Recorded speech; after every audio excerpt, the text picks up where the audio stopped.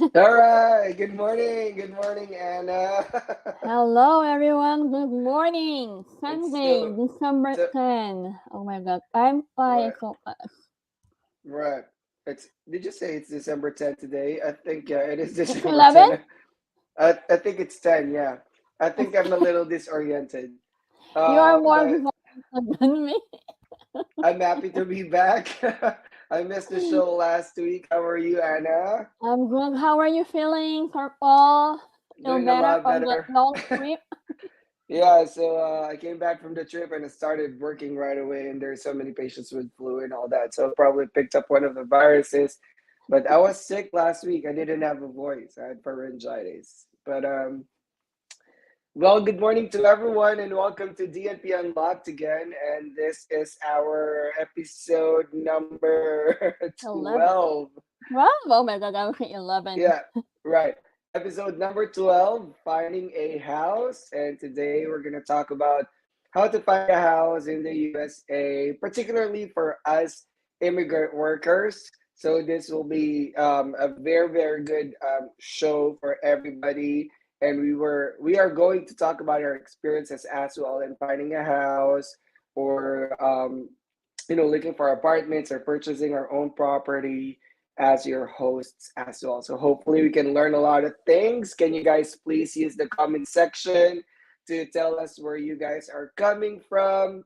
And please tag your friends as well. And I know more people are joining us today, so please share this to your friends, to the groups that you are members of. And it's gonna be 1 hour or more, 1 hour long learning and fun talk with your hosts, Nurse Anna, Travel Nurse Hacker. She just came in, and Hi, good morning, myself. everyone. Good Hi, morning, hey. good evening, Yeah. good afternoon. Hi, Hello. Anna. Hi, Paul. Hi. Arnulfo, are you watching from Houston? You're Neighbor, probably my neighbor. neighbor. But I'm happy to be back, everybody. So yeah, like I said last week, I missed the show. I was going to represent the South, but my puppy is right here with me. Come here, Starkey. Right here. He wanted to say hi. All right, Hi, but Sparky. You gotta help us to mm, find a house, right? yeah, he's my research assistant for today. All right, go puppy. All right, how are you guys doing? Hi, Kay. Hello, I'm still with like still hanging. This virus is hanging in this dear life. I know, I know. I had to wear a You mask don't at wanna work move because on. I I said, know come on, I'm giving you expiration date this weekend. I need to do something next weekends. So you need to get out. I said, there's you're so overstaying many. already. Yeah, Yeah, speaking of, yeah, they're being housed. They think they have no eviction law. So they are staying Uh-oh. in my throat for a long time. I know, right? They haven't been paying They are rent. freeloaders. Freeloaders, They exactly. should start paying rent, paying their rental insurance. They've been there for a bit now. Yeah, They don't wanna be homeless. but they're We're yeah. talking we're talking about case virus, which is now a resident flora. Yeah. Long term. But I mean, for those who are not yet here in the US, it's just that season where there's viruses Mhm. everywhere. I'm an urgent care MP myself, so I had to see all these patients that are sick every day have to open their mouths, see their throat. So I kind of get exposed a lot too. So last week I wasn't really feeling good. But case I think RSV is already a resident flora at this Resident. point. Yeah, exactly. The army's resident, right? Later on, Clay, your virus will not be an immigrant anymore, but a US. He'll claim citizenship. Guys, we have a Bo. Bo Derek is watching us from Germany. Which Germany. part in Germany? I've been to Munich and Berlin, and both are beautiful. I think I like Munich more because there's so much culture and old Europe feel. But I'm gonna tell you guys something. It was 78 degrees yesterday here in Houston, which I love. That's the winter fall season that I love, right? And it went down to 45 degrees this morning. Yay! Ooh, 45. Our usual 30. norm in New York before in Ooh, winter. I cannot. I really am not good with that cold. Bo Derek is We're in already Berlin. Hi. complaining for the 45. All here was like 25 the other night. And I was like, I have a warmer, I have a comforter, I have Right. a heater, all of it. I'm That's not why I live in cold. the south. I'm Exactly. really not good. Why you chose that, like that our topic last week One of is. the reasons is really weather because I'm really terrible in the cold. When I was in Lisbon, the temperature dropped compared to Barcelona. So I was like a little underdressed because I thought I had enough, right? But I started having the allergic rhinitis and all that because it triggers me when it's cold, and that's why I live in the south. No, that's with me too. Actually, when I was in the Philippines, if there's sudden change from walking on the streets of the university and then Hmm. hopping into the FX, Yeah, yeah, yeah. and yeah, and the FX is for your transportation, air Public conditioned mini. transportation. Yeah, it's a Yeah. mini. It's an Minivan. SUV. Yeah, right. It's a SUV with now became 11 passenger seat. That's supposed to be. It's crampy. Good Yeah, so thing if we're I all jump Filipino from that. sizes, so you can cram You Wow. can, 11 people inside. yes, what was it? Toyota, right? Toyota FX. Some Yeah, things. mostly. Toyota, yeah, Toyota FX. Camaro, right? Camaro, Toyota. Mostly you got Toyota. yeah. Yeah. So That's our as soon as public I jump in transportation in there, the Philippines. I'm No, no, no, no. cold, and then I get Yeah, rhinitis right away. I get congested nose as yeah, soon as yeah. I do that. Yeah. So, That's but right. yeah, that's our life. We adapt to all these weathers. Yeah. Weather lang yan. But anyway, hello to all our viewers. Please join us in the comment section. Tell us guys where you're coming from. And again, for those that has just joined, because we doubled our viewership already in the first few minutes, we are going to talk about finding a house today. This is a very, very good Mm. topic, especially for people that are just going to the US or have already been here, but not that long. So we're going to talk about key topics today, like renting, okay, and purchasing our own properties, right? And we're going to share our own, you know, experiences as well. We're not claiming as real estate moguls, not yet. Probably in the next 10 to 15 years. I don't know. But The char- a we bit are like going yeah, right. Berkshire Hathaway like that. There you go. But we are going to share our experience as an immigrant in the perspective of an immigrant. And that's it. Hi, Jerry. Jerry is always joining us every show. Jerry is my Yeah. colleague in Siena Nursing Society. Iya And is often watching us. Yes. and often our nurse like very active in AORN. Thank you for Yes. Jerry Yeah. for your Yeah. good. Oh Yeah. yeah, thank you, Jerry. Appreciate. Yeah, I'm actually gonna probably start. I'm being inspired by Jerry. I'm gonna follow your footsteps in being active in AORN. Right. Right. Okay. It's about time. Iya is joining us from Saudi, and Trix is joining us from Virginia. Edmund is joining us from Colorado, and of course, Jerry is in Santa Monica, California, with the American accent, Santa Monica. Santa Monica. No, that's with Texas accent, okay? Yeah, not Filipino. Right, southern accent. Yeah. And Victor is watching us from Woodlands, Texas. All right. Hey, those are all your neighbors, all. I know Joe is watching us from Houston as well. Wow. These are my neighbors. But Houston is big. But yeah, I still consider them neighbors. And Mark Gill, I think, was my student before. I'm not sure because he mentioned Top Rank. That was the previous review center that I was affiliated with in the Philippines. We now have 100 viewers, Anna and Kay. Woohoo! All right, that's fine. But thank you guys for sharing this to your pages and to your friends. And Anna, you want to do the honor of what we're going to talk about today? Okay, let me do the honor. Well, I'm going to say thank you again for our last week guest, for Mm-hmm. Marvin and Nurse Juan. They Yeah. help us a lot to share choosing a state. For Marvin represent California and Nurse one is Kentucky. And a lot of people I received a message like they were very thankful and of course hey, Northern, Northeast.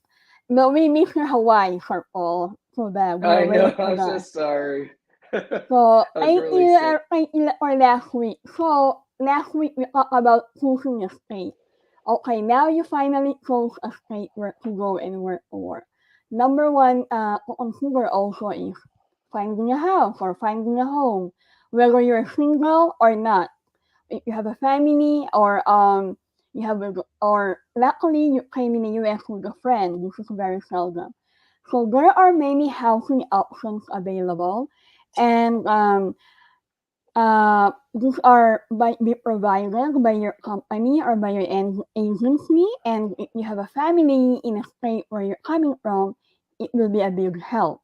So nurses, remember, I would like to remind you that in your contract, you should always read the part wherein housing is provided.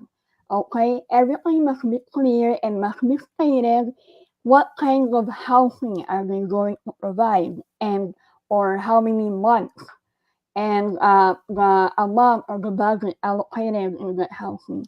So what are the housing options available for the immigrants? I think it will be easier if you're single and versus if you're married and if you have kids. So first housing that available on my list is apartment rentals and condominiums, shared housing, I'll explain that later. Temporary housing, these are the housing initially extended stay hotels or like Airbnb. And some facility or some hospital, they have nurse housing program wherein a hospital can provide like an apartment and you have a room, 5 rooms or 3 rooms for each nurses. And we also have the community housing board, subsidized housing. And sooner or later, getting your own house. So let me just ask about the house provided by your company. So in my experience, the company that I work with, they provided me a 3 month but shared housing with other fellow nurses from other nationality or other country. So I occupy the smaller room in the basement and go for shared housing. And after that, you're gonna be on your own since I'm married. I have a daughter, and I look for my own place to stay. And one of my friends shared to me her experience. They gave her accommodation in a short extended stay, like in a hotel or in an Airbnb, for only a week. And because she said I have a family but or a car, I'm okay to stay in an extended hotel. How about the apartment? Some company and agency will give you like my friend also from North Carolina gave her the half of the down payment of the apartment rental. Now this is not one size fits all. Like what I said, it varies if you're married or single. If you're single, you don't mind sharing it with other nurses. But if you're married, of course you want your own privacy. And it will be a different ball game if your kids arrive with you. So you have to consider these housing options offered by your company by your agency, which are stipulated or in your contract. So nurses, make sure that you read everything, especially the fine print, because you have to look for the red flags for the housing accommodation or housing options that you are being offered to.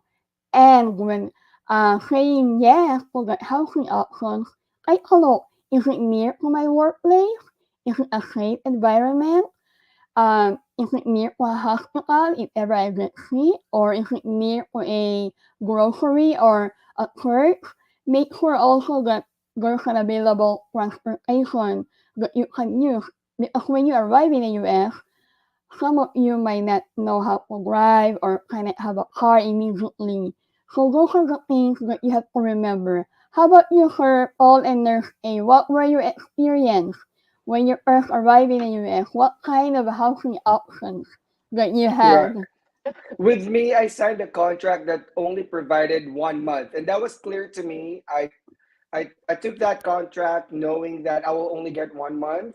The reason why at that time they were the highest offering pay rates, and I thought I was okay with the offer. The reason why I chose that is because when I applied back then, this was 2008, Anna. So this was like so many years ago. But I remember, going through before Anna in the Philippines, we'd find jobs in the classified ads Mm-hmm. of Manila Newspaper Bulletin, right, or in Philippine Inquirer. Um, or star. but yeah, I remember going through these hotels and going through interviews. I was a new nurse back then, 2008. I have less than a year experience. I wanted to do ER for sure because that's the specialty that I loved. But they don't want to qualify me for ER because at that time the competition was too strict. They wanted 2 years experience in specialty areas. So they were giving a med search offer. This agency that I signed contract with, they gave me the ER spot, but it's close to the South Texas border, right, close to the Mexican border.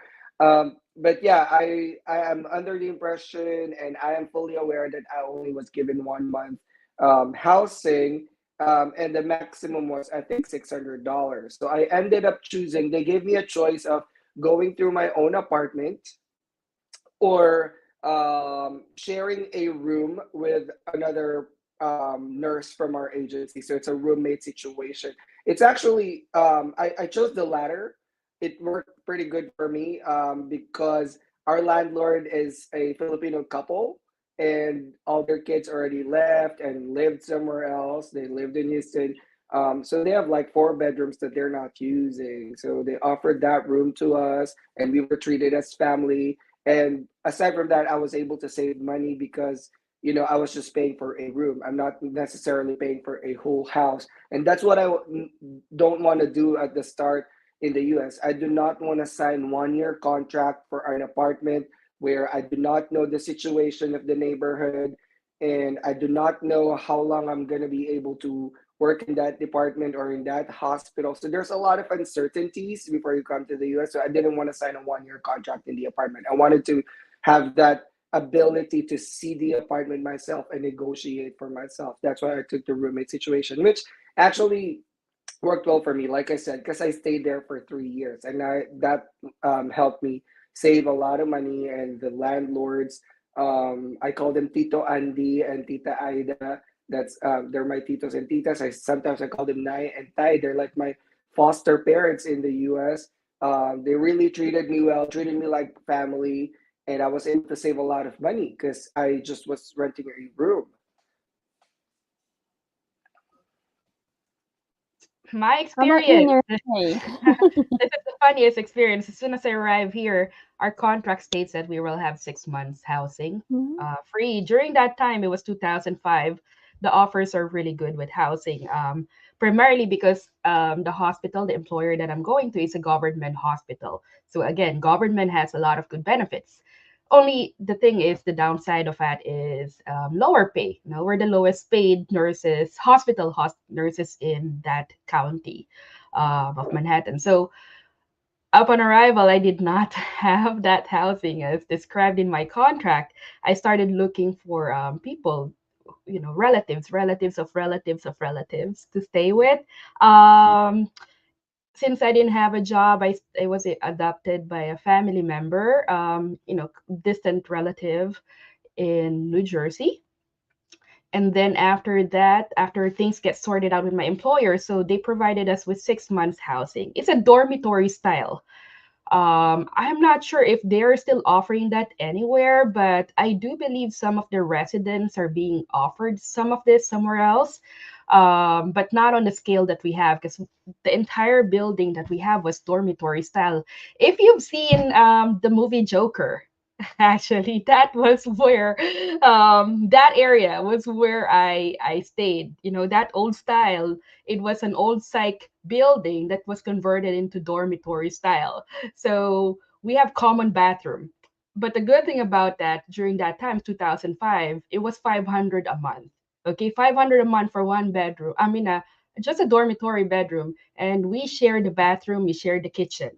The good side about that is since we share the kitchen and we share the bathroom, we don't need to clean it. We don't need to buy toilet paper rolls. We don't need to buy those things to clean the kitchen as well. Although we have our own sink in the bedroom, um, for me it was fine because I was single, but for people who has family, that was not offered because it's only a single occupancy. So it's easier to move around as an option for a single person rather than a person with a family. After that, I became a nomad because I became a traveling nurse. I would go to different places, but like Paul said, if you are new, like I said to all the travel nurses, to start, don't start with committing long term yet.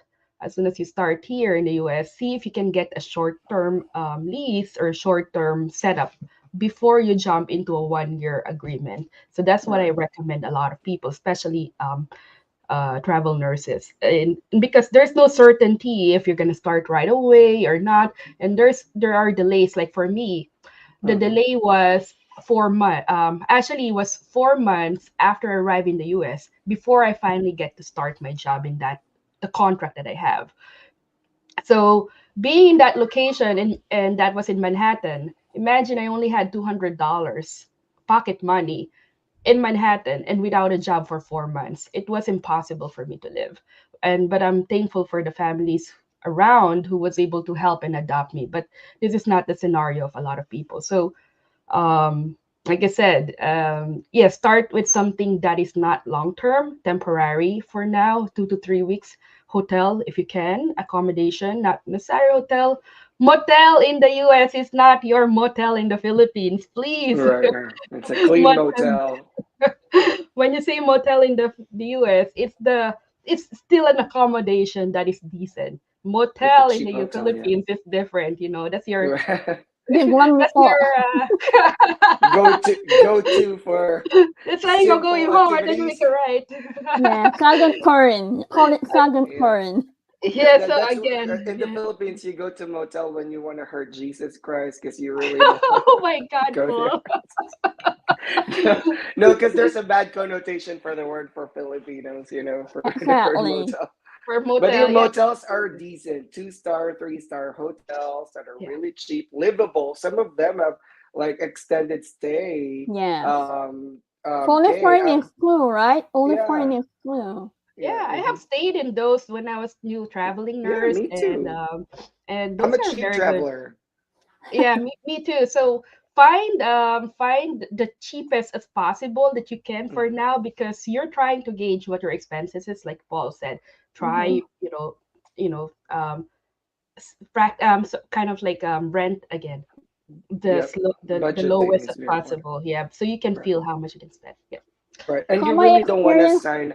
Yeah. Sorry, Anna. Go for it. My experience was 2018 when I arrived. I'm also from New York, but not in Manhattan like Trey. I'm more into upstate, so it's a little cheaper. So I started in a nursing home for the exact weeks, right? And around the hill, they have a big house. They have like 5 rooms. And when I entered the nursing home, I was like, the house was like in an old movie, like in a horror movie, but it was well kept. Yes, like bricks and everything. And I was like, oh, someone live here. That's like in my thought. And then I went to the nursing home, and then my the manager of the company that brought me said, okay, well, up to your room. We went to the basement, and I was like, okay, this is the room. It was so cold, and I rooms. There are other nurses, Koreans, Indians, Thailand, where I'm the only Filipino in there. And it was only like 300. Okay, I like your 500. So my agency paid for 3 months.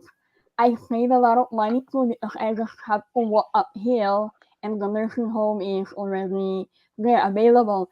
But I suffered when it was winter because it's down the hill. It's so hard to get up and so hard to get down. I almost fell. But like what Paul and Trey said, when you arrive here single, it helped you. I know someone asked me, I thought you're married. Yes, I arrived with my family, but I left them in California with my Mm-hmm. in-laws, and then after the 3 months, I started to look for an apartment so I can they can come here and live with me. So those are my experience, Sir Paul. Right, right. And I think this is an underrated comment, but coming from an immigrant nurse perspective, Mm-hmm. um, it our immigrant community, not only the nurses, immigrant workers, um, it is really hard to grasp and understand the fact that you're not only moving to a new country, you're also trying to get settled into the community. And those come with a lot of challenges, not only work related, because we came here initially to really work as a nurse, but imagine having to find your own house, having to go through all these rental agreements that's like 30, 40, 50 pages long, and you're new in the country. You're adjusting to the culture, to the language, probably to the weather, like because I cannot tolerate cold, right? To driving because you did not used to drive. But one of the biggest hurdles is actually finding where to live, and this is very important because if you are put in a situation, and I've had the opportunity to talk to some of our immigrant nurses, I'm sure you do too, Anna and Kay, because we're like the unofficial help desks of our immigrant nurses. All three of us and Marvin and Juan and all our Lefora co-admins, they're not here. Jean and Louise and Jay and Yanni. We're like the unofficial help channel, right? Like, what am I gonna do? They put me in a dorm and I'm sharing a room with someone else. Like, they were put in such a dire situation to Mm-hmm. where you don't want to be in that situation when you're new, because you want to be able to have privacy, or you want to have to be able to be in a safe environment where you can sleep and you can keep your stuff. So very, very important to consider these things when you're new in the US, when you're about to move here or you're planning to move here in the future, or even if you've been here for a long time. You might be moving to another state and now you're back to start again. Finding housing is very important. So it's very important for us to talk about this because it's really hard to like for me, I feel like I was already settled in the Philippines, but I have to uproot myself, place myself in an uncomfortable situation to where I'm in a new place, have to find my own housing again.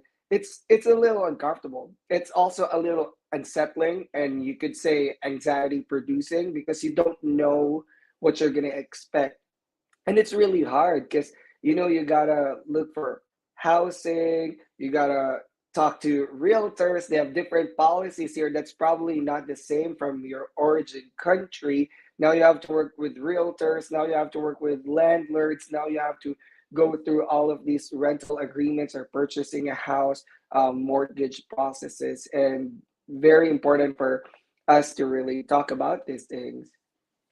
Especially when you have a family and when you have 5 inch Mhm. or 4 inch, right?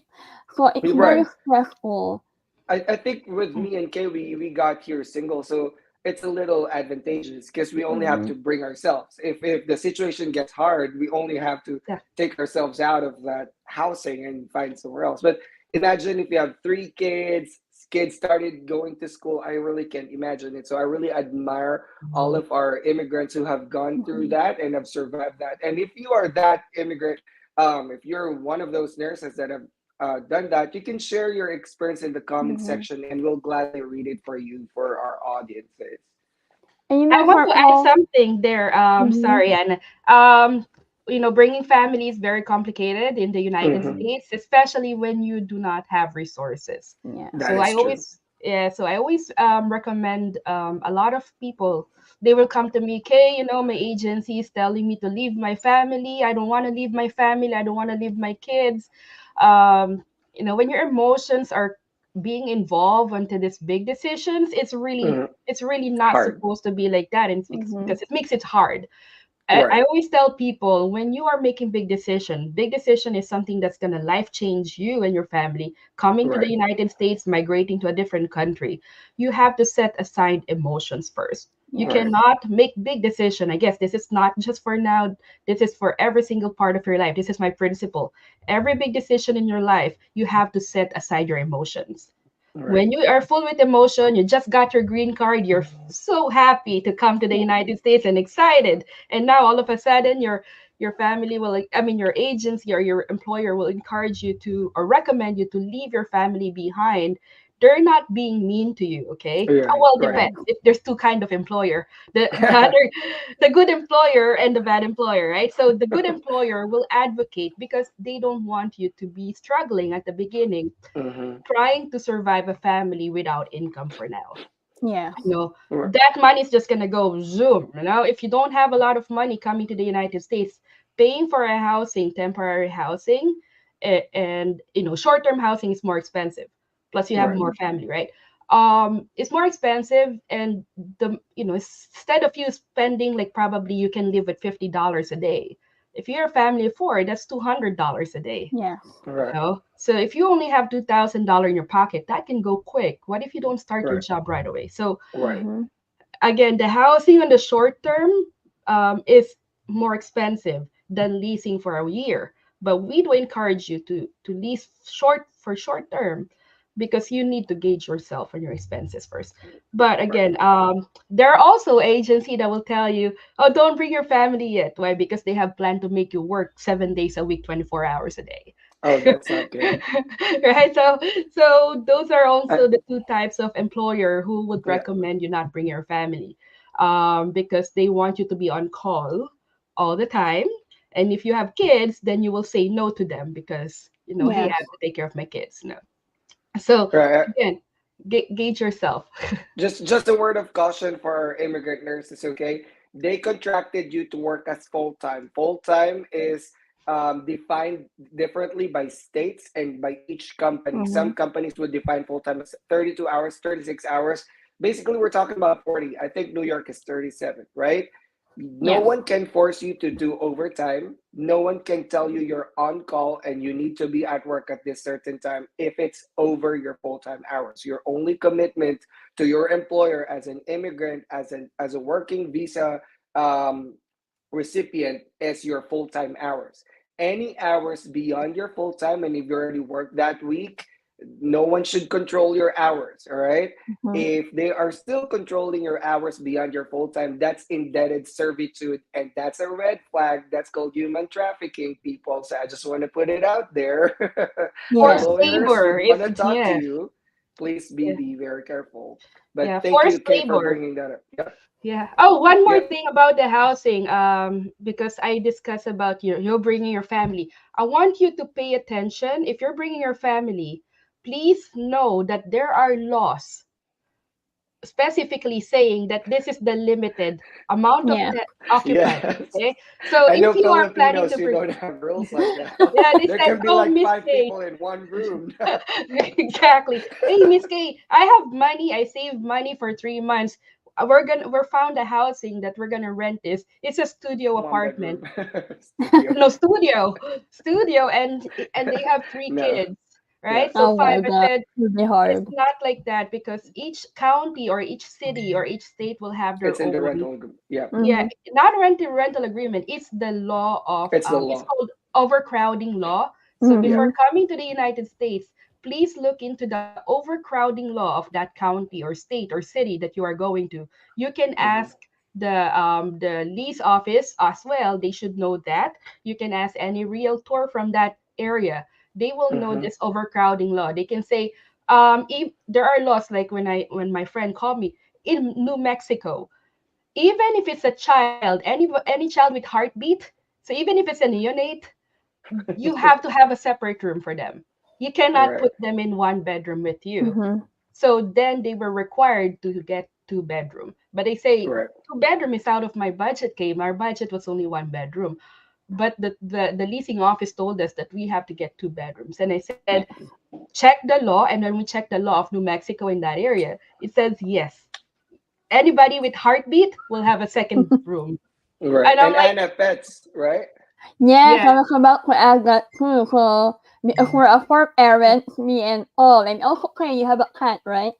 You have yeah, to consider that not The every pets, yeah. apartment or rental property will accept or will allow for you to bring a dog. Pets. And if they allow you, they have a certain weight or not a big dog. They only want a lap dog, a toy dog. So make sure that, and you have to pay extra.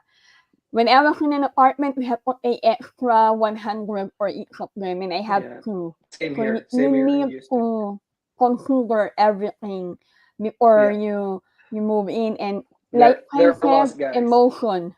Don't be so emotional. Your emotion will like help you to achieve your goal, and your goal doesn't care about your emotion.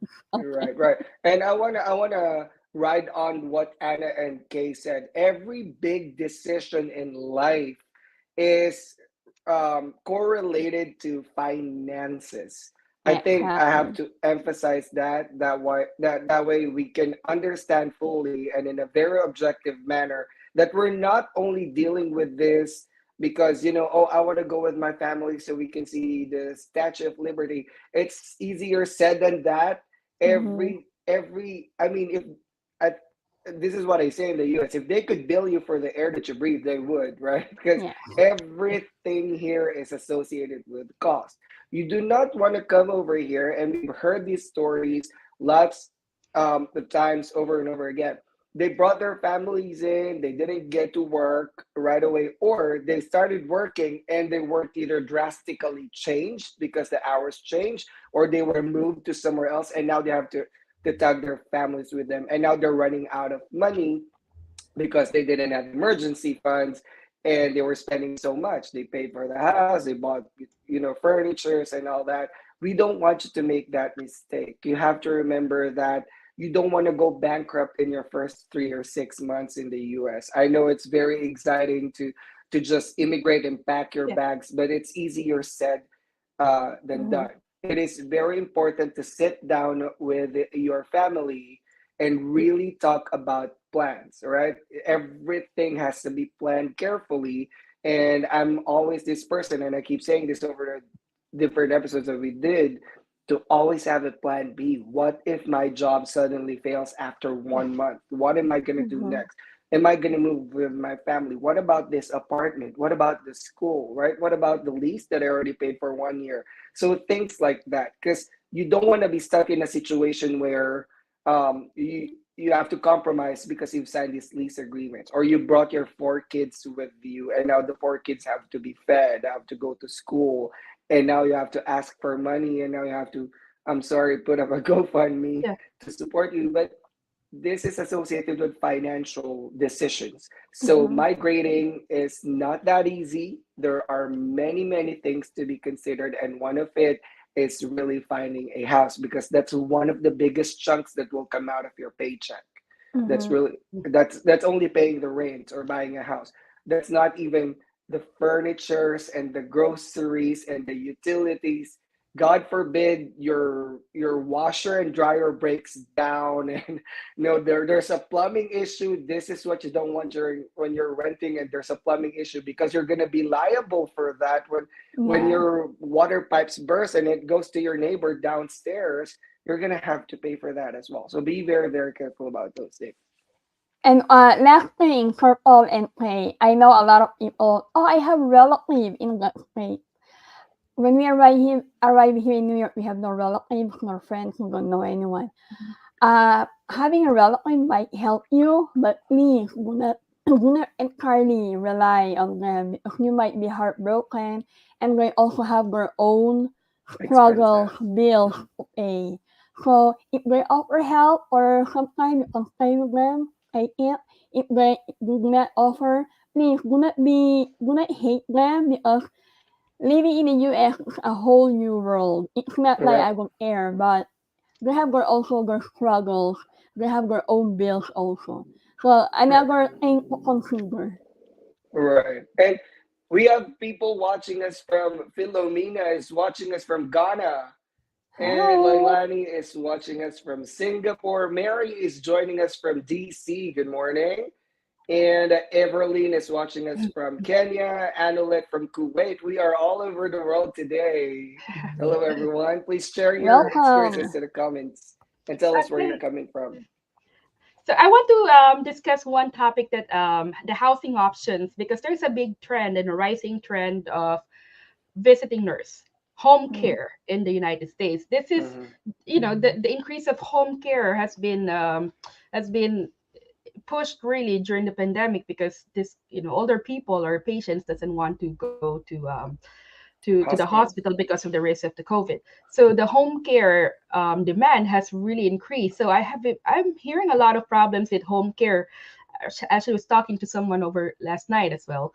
Home care, when you accept a home care a home care job or a contract, please be very, very, very, very careful. Okay, home care here is not like your Manila to Makati visits. No, Yeah. it's not like that. Okay, it's not. We have received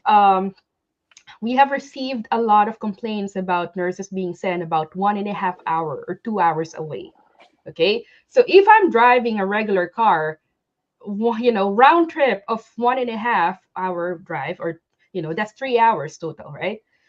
3 hours, that's almost a full tank of a gas. So it Mm-hmm. means it can eat up almost 1 hour of your salary. Before you take that job of home care, again, please consider those things. Where will you be assigned? If you're a person who's not driving a lot, who has no experience in driving, Please please don't do consider, that. please, yes, Yeah. do not do that. Mm-hmm. Consider yourself's safety. You're putting yourself into risk. Why? Because there's a study that the longer that you drive here in the United States, the higher the incident of car accident. Right. So when I say car accident, are you going to that job who's going to pay you $30 an hour, but you have high risk of getting a bill in the hospital of 20,000, 30,000, or even dying? It's even worth it. If you have kids, please consider this highly. Yeah. Uh, you have to know where you will be assigned exactly. You don't just accept anywhere. Please accept a housing that's within a radius. When I say Mm-hmm. radius, which means this is you're gonna pick a house in the middle, and these are the possible places you can go. Right. But you're not from bottom going all the way from a distance of 2 hours drive and then coming back another 2 hours. That's a total of 4 hours wasted. Might as Right. well get the cheapest paying, you know, Contract. contract that is stable. You can even pick like the $20 an hour. I know it's illegal, but I'm just saying is you probably will earn more doing that because of Exactly. and then you do a lot of overtime, then it's gonna be more rather than you picking a home care that's stipulated in your contract that you're gonna be sent everywhere. I have heard a lot of complaints from foreign nurses. What they were told is you're going to be on this county only, that you're going to be assigned in this county. But when the contract arrived, they were told that they were going to be sent all over the state and the neighboring state. Right. Mind you, neighboring state, this is New Jersey, neighboring state is New York and Pennsylvania, right? So New York can be 7 hours away, right? So what are you gonna do if they send you 6 hours away? Right. Please be careful with those things that you sign. And then these nurses, actually, we caught that what they were promised verbally was different from the contract, and what the immigration documents was actually different. The immigration document said that they Red will only be flag. assigned in this I county, should have but my own red flag. Every time we have a red flag, I'll flash it like that. right? And when I ask about, what did the employer say? This is unsafe. You're Right. driving. You don't have any experience. Driving in the U.S. is different from driving in islands. Mm-hmm. You're not driving in Hawaii. You're not driving in Jamaica. You're not driving in Manila. These are all islands. When you're talking about United States, people here are driving 80 miles per hour. And how many is that in kilometers per hour, Paul? Can you convert that Right. Right. And to plus, kilometers? I mean, even then, like for example, I'm just thinking about if I'm doing it in Houston, and even then, if they assign me within Houston, I mean, it could be 5 miles down the road, but the drive is 1 hour. Yeah. And if they're paying me by house, I might not be able to do 3 or 4 houses per day just because of the traffic. So think of that thing very, very carefully. I'd honestly prefer for new immigrants, if you're just coming over, or even if you're just transferring to another state, find a more stable job first. Like get a feel of the market before you do something risky. Because for me, home health is risky. Like what Very. Kay said, there's so many variables. I'm a person who always looks at variables to know the risk. So for me, No. for home health, the variability that I'm seeing is the traffic, the drive, the safety of the drive. Am I being paid when I'm driving? Am I covered by workman's insurance if I get into a neck injury while driving? Because they're making me drive to work, right? The pay. I know some of them get paid per house that they visit. So do I have to work 12 hours to just visit 6 houses? Because I'm not doing that, right? And of course, I'm also like gonna consider like how stable is this job for my mental health, right? Um, the truth Yeah. of the matter is some houses might be in a very dangerous part of the community, or I work in the ER and I've seen some patients that are not the cleanest, right? So I'm thinking, what do their house look like? And what would I do if I'm the home health nurse and have to go through this house? They probably have bed bugs or something. Or what if they have pets that I'm allergic to? Something like that. Too many variability for me. I'd rather do the 25 per hour in a hospital where I'm safe, I'm stable, I get workman's comp, I get 401k, and then, um, just be there for a minute until I can fully evaluate that home health is for me. I'd probably do one shift, but Mm-hmm. I'm not gonna sign my life away. Or if this is Yeah. going to be my first job as an immigrant nurse to do home health, honestly, for immigrant nurses, I'd rather you guys work in a hospital. That's the best way to start. If you want to jump away from the hospitals and do rehab, nursing, skilled facility, home health, do it after you've stabilized yourself. Because the most Mm-hmm. stable job here in the US is in the hospital. At least you only work 3 days a week, depending on the state and depending on the hours of your work. But you get more time to like really settle down versus driving around the city that you don't know, traffic that you don't know. So I won't really do that. That's very risky for me if I'm a new immigrant. Yep. And even now, I've been here for almost 7 years. I'm still not Yeah. gonna do that. Yeah, I mean, I can do it. I live in Manhattan. I live in New York City. I'm a certified traffic taxi yellow cab driver, so I Yeah. can go The, around the, it easily. that's an upcoming that's a trend for NPs as well, because it's a Medicare push to bring Uh, healthcare to the patient's house. NPs are now going to patients' houses, and we are paid like $80 to $100 per visit. But I well, didn't jump yeah, on that on that kind of job because, again, for me, stability first. Mm-hmm. I don't think I'd prefer driving around Houston to go to these patients' yeah. houses. I think the drive is gonna be more cumbersome than the job itself. So that's Mm. probably what's gonna wear me out.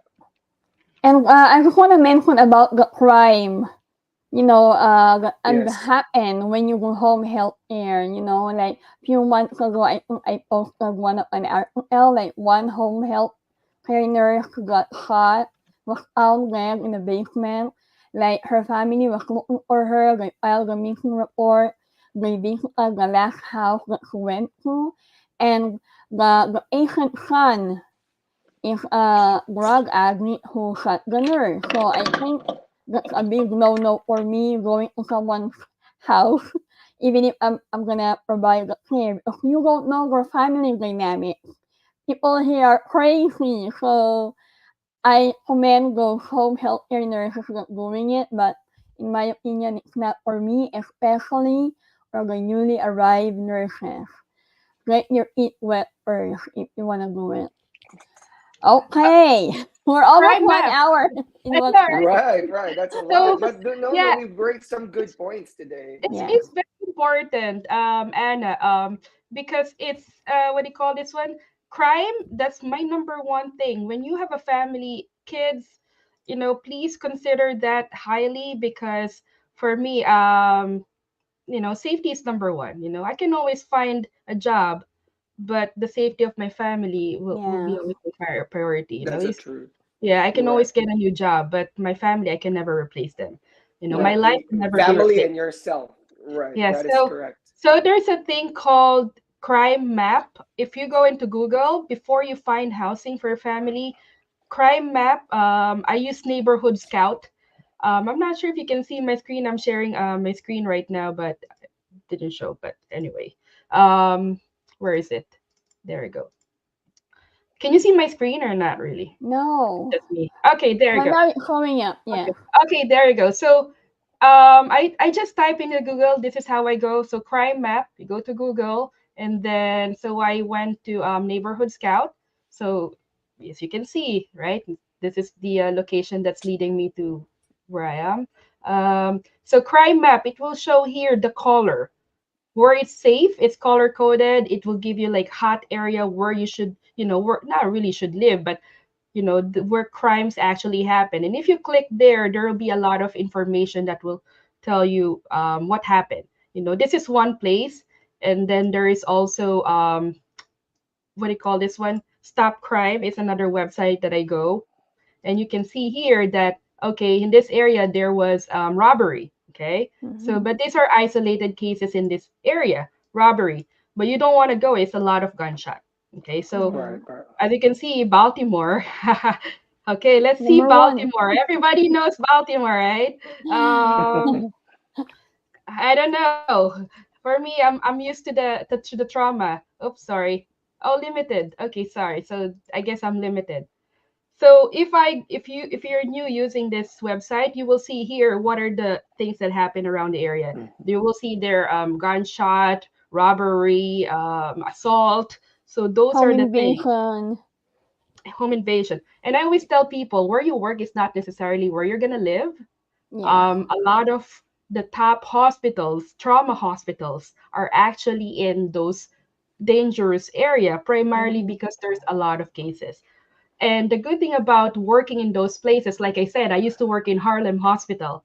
I Mhm. know that place is not gonna close down because if you shut down Never. that hospital, there's no more hospital for these people, because there's always a trauma there, and they will need that hospital that will receive that trauma patients, immediate, because otherwise it will take a while to send those patients to New York Presbyterian or Mhm. Bellevue, which is downtown, which is different, opposite direction. But in Harlem, it's in the middle of that. So there's that thing called job security that your hospital will not close. Right, right, right, So right. I look into this. Sheila, thank you for addition in the comment. She's also saying that there are Yeah. sex offenders in the area. If you are home care visiting nurses, please check your patients if you can first, or at Mhm. Yes. ask your employer, does this patient have a background of being sex offender or Yeah, Yep. assaulted? This is the Mhm. case of the Connecticut that was killed, that the patient had history of yeah, assault, Mhm. um, and it was not disclosed to the nurse. So please always ask your patients first. Okay, so yeah, uh, yeah. So yeah. again, That's sharing why. this information for you, how to look for those housing. Yeah, that's why I told you I'd rather do virtual care with me as an NP than be in a patient's house. Because what if they're in a bad mood, or what if, they're holding a gun and I'm inside the house. Like I don't want to be caught in that situation. That's really Yep. too risky for me, to be honest. Whether as a nurse or as an NP. So think about those things. And we're only talking about home health. There are many jobs that we Yeah. don't want as a new migrant here, and it's really suitable for people that loves to do that. So just be on top of these things. But Remember, you Anna, arrive in the US to work to fulfill your American dreams, not to right, die, okay? right, and I guess right, right. That's true. That's very important. And please, life insurance, emergency numbers. In iPhone, we have Find My. I have my Yeah. location to certain of my best friends. That way they know where I'm at, or if I'm gone in the radar, they would call 911 or something. Yeah. Because I'm single, I have to um have people look after me. Yeah. It's hard when you're single, because at the beginning, when I was new in the US, my anxiety was, if something were to happen to me, how would anyone know? Like, what Yeah. if all my friends are at work and something were to happen to me, and I'm driving over to Dallas or to Houston or to Austin Mhm. just visiting, and I work in the ER. There are these trauma cases that they didn't find out till like the day later that the patient was under the bridge, the Yep. car, something True. like that flipped. No, but those are true stories. And I'm like, so what if it's me and nobody finds out? Like, do my Mhm. friends realize that I'm gone for 3 days? Where is he? Right. So I have Find My, something like that, or emergency contact, something like that. Very important to know these things. But I would not go to a community that is dangerous for me, that I've known probably anti-immigrant rhetoric or some Asian hate, because there are lots of hate crimes here in the US of all different faces, right? I Yeah. think it comes with the territory, but I think it's not only in the US, it's everywhere in the world. It's just a matter of being, on top of your own safety, of your family's safety as well. Last or the last time, I just want to add, or go for not driving, so because I don't drive, I commute using You Metro North don't. subways, or sometimes I do Uber and Lyft. You can share your She's a true location. New Yorker. Yes. So you can share your location. The moment I got inside the car, my husband knows where I am. Except when I'm shopping, I don't share my location. Target. Yes. He's And gonna my find out daughter, in the who they credit know card. where you at. Yeah. Right. Okay. So the next topic, we're enjoying the discussion so Oh much. We my still god. have a few topics to discuss, but the next topic is deck towards me. Is assigned to me. It's all about renting. So renting options. I think we've touched some key points earlier. Mhm. Check the cost of the rent, right, versus your budget. Always base it on your budget. Do not base it on your gross income. The nurses Yes. are like, oh, $1,500, I can afford that because my monthly salary is $8,000. Well, $8,000 might be $4,000 net income, right? So 1,500 out of 4,000 is probably what certain percentage. I stick to the rule where my housing cost would be somewhere around 30-40% of my net income. It shouldn't be 50% of my net income, because if half of my net income is for my housing, then what about my groceries? Then what about my other expenses, like my car expenses, my daily living expenses, my savings? So really stick to your budget, and of course, without a budget, then you won't have anything to base it on. So check the cost, check the crime rate, check the location of where you're going to live. What if they put you on an apartment that, or you signed a contract that's like 1 hour away from your work? Then now you have to wake up 1-2 hours earlier to just drive to work and drive back, right? And you have to do that 3-4 times a week. So try to consider that thing. Do you want to be closer to work or far from work? Does it make sense if you're far from work but it's cheaper, or does it make sense when it's very expensive and you go to work, but you're closer to work?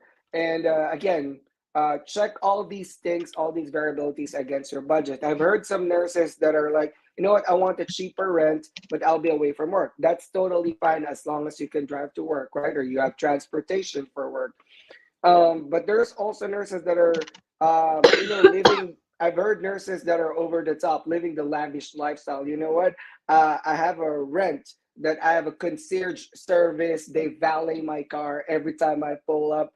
But honestly, guys, that's probably fine at the beginning because you're enjoying the US dollars that you're earning that you haven't earned before. But remember that money is tangible. I think everybody agrees with that. It is not permanent. It is also not unlimited. It's a resource that can dry, that can run dry anytime, right? So if you're living this too much lavish of a lifestyle, that 70% of your income goes to your housing only because you want to be in a very nice hotel-like apartment. What happens if you lose your job tomorrow? What happens if you get sick and you have to be out of work for a month or two? What's going to pay your rent? So something to consider like that. When you're applying for a rent, the first thing I tell my nurses is to look around the area. This is also applicable for if you're traveling, right? And you want to be there for about 6 months or 8 months and you want to rent, right? Start with big websites like apartments.com, zillow.com, rent.com, right? Redfin.com. There's so many places that you can check and compare, right? Depending on location. And then usually those websites would also offer you a glimpse of the crime rate, how good the schools are if you have kids, because you want high rated schools, not low rating schools. You also want to check for the cost, and some of them, if it's like a condo style apartment, you also have to pay maintenance fees on top of your rent. All right, so be careful with that. It might be like $1,000 rent, but you have to pay $500 for maintenance fees because you're living in a condo style apartment. And I also want to consider when I'm looking for an apartment is what floor am I going to live at? Because if it's like a condominium style apartment and I'm in the first floor, the risk that I'm taking is I'm going to hear the person on the second floor, right? If they have 5 kids there that are jumping every morning when they're eating cereal, I'm definitely going to hear that, right? And I'm night That's my shift. kid. That's the truth.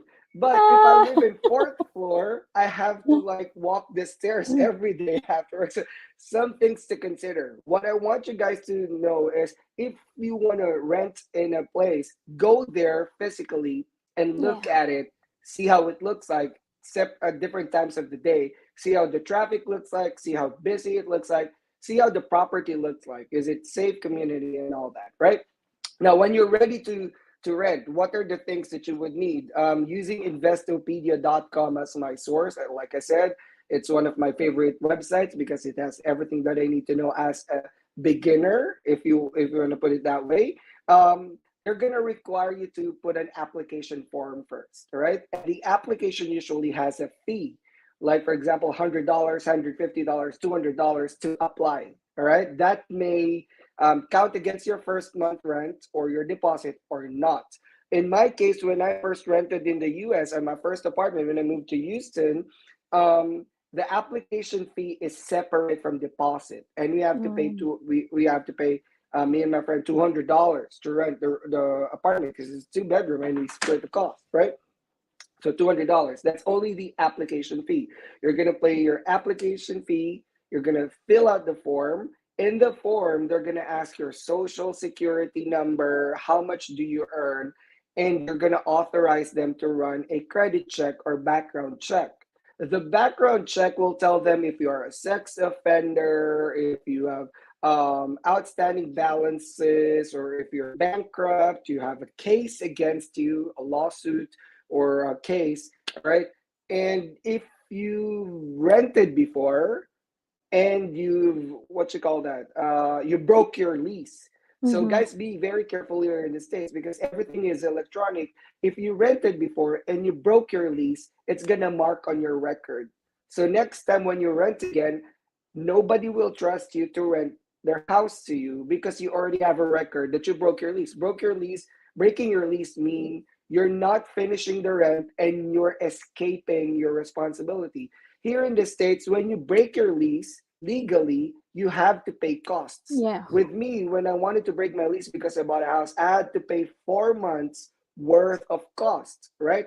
4 months. So that's 1,500 times four, $6,000 just to break the lease, right? Because I couldn't complete 1 year because I already bought a house, all right? Now, some people will be like, no, I'm not going to pay it. I'm just going to run away. I'm going to move to another state. I'm going to move to, say, Tennessee, and I'm from Illinois. They're not going to find out. They will because it's Yeah. in an electronic record. It's part of your credit report as a renter.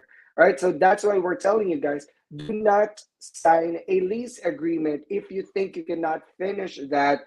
For me, 1 year lease, especially if you're not sure if you're going to stick to that job or stay in that city or be in that state, is too long, right? So be very careful with that. So you're going to sign an application form, you're going to sign an application fee, they're going to run your background, right?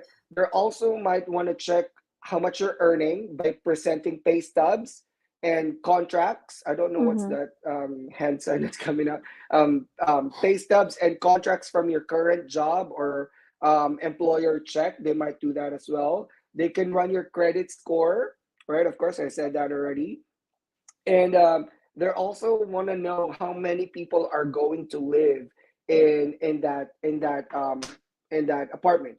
If Mm-hmm. you are having a roommate situation where you're coming in with your friends, they would want to put that name on the rent as well. So Yeah. both of you are in the renter's agreement, all right? And here in Texas, for example, in Houston, so each state, each city, each county have their own rules. In Houston, I'm not sure how it is in other states. I'm not speaking for other states, right? In Houston City, here in Texas, the template for rental agreement, we use a template. They use a template. It's the same everywhere, all right? There Mm-hmm. might be little variation, but the city provides that template. The landlord or whoever is managing that property will be putting in the information, they will give it to you. So basically, it's all the rules for renting in the city. That Mm-hmm. includes how to break the lease legally, because sometimes you can break the lease without paying. For example, if it's your safety and you can prove that somebody's stalking you or somebody's trying to like assault you in your house, you can break the lease without paying fees, right? Like termination agreements, like what happens if there's a bed bug situation, because they take that very seriously. What happens if there's a plumbing situation? What happens if there's repairs that need to be done in your house? That also includes a inspection checklist on your first week. On your first week, you're going to inspect everything to write down any Mm-hmm. broken down things, things that are not working. That way, they don't charge you for that. All right. Mm-hmm. So that way, when you say, when I moved in here, the door wasn't working, they're not going to charge you for that. You can say, when I moved in here, the carpet was torn and it's in our agreement and it says it's torn and you didn't fix it. So they cannot charge you in that. But listen to me, nurses, once you sign that contract, everything that happens inside the apartment, when you move out, they're going to charge you for repairs. You drill the hole because you want to put your paintings. That's why mixed tiles here is very popular, because you can just stick it to the wall. They're going to charge you to fill up that hole. The carpet has a lot of what's this, Poop. urine that you didn't clean. They're going to charge you for a new carpet, right? So those things you need to remember, that when you get out of the lease, all right, you're still going to have to pay those costs. So make sure that you read that in the agreement, right? That who's going to be liable for this or that. So those are the things that you're going to have to know. So aside from the cost, location, aside from the crime rate and school ratings, you also want to see the whole agreement. I tell you right now, when I rented here in Houston, I have a 38-page agreement, and best believe me, I read everything, okay? Mm-hmm. Because I have to. I told the landlord, give me about 3 days because I want to read. And it's like, no, you have to sign it today. I was like, no, as an informed consumer, I want to read everything, because what if there's a there's an item there that says, you know what, you're gonna pay for every cost, even if it's our fault, right? So what if, some apartments come fully furnished with fridge, washer, dryer, microwave, and our favorite dishwasher that Filipinos don't use anyway. So Yeah. guys, Yeah. what if in the term it says whatever happens to these things, it's your fault, right? Even if it's not our fault, right? So anyway, when I moved into this apartment in Houston, guess what? In the first week, the washer broke down. The dishwasher, I'm sorry, I'm a Filipino, but I use the dishwasher. I know it's a cultural taboo, but I use the dishwasher. Thank you. But the dishwasher broke down. The fridge is hotter than summer, right? So it broke down after 2 or 3 weeks. And I said, hey, you got to change these what's this what you call this, appliances, because they started breaking down in my first month here in the apartment. They're like, oh, you have to pay us 300 to fix the washer, blah blah blah blah blah. But I said, you know what, according to our rental agreement in page number 4, this equipment are yours and you have to pay for these costs. So that worked out well for me because I know my rights according to the rental agreement, and I signed that. And it said that it's their equipment, they have to fix it unless it's caused by me. I didn't cause those things to break down. They're just old appliances that they need to Mm-hmm. be fixed or replaced. So they replaced it. Not my concern. It's their concern. It's part of our agreement. So be very proactive with these things. It's one thing to be in a nice apartment, but when things start falling apart, what is your plan? Who's going to pay for that? And guys, very important. And when you rent, they're also going to ask you to do this. All right. you have to have a rental insurance, Insurance. and the rental Mm-hmm. insurance should cover enough. All right. I think when I rented, and it's very cheap. I think it's $100 a year.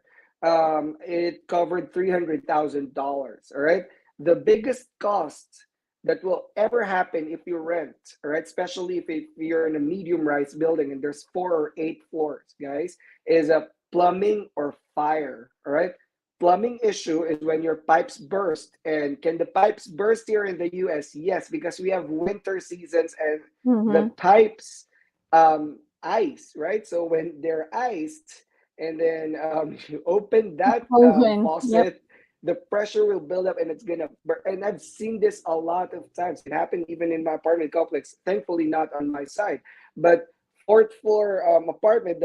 The water pipes busted and it started leaking downward all the way to first floor. Guys, it's almost $1 million of plumbing issues that I don't know whatever happened to that tenant, but that's a lot of repairs from fourth floor to first floor. You're gonna have to pay for their personal items that were damaged. So make Mm-hmm. sure you're adequately covered with your insurance, right? Also fire, and the rental insurance does not only protect you from fire or plumbing. If there's a theft or robbery in your Mm-hmm. house, it's also going to protect you. And this is what you guys want to know, all right?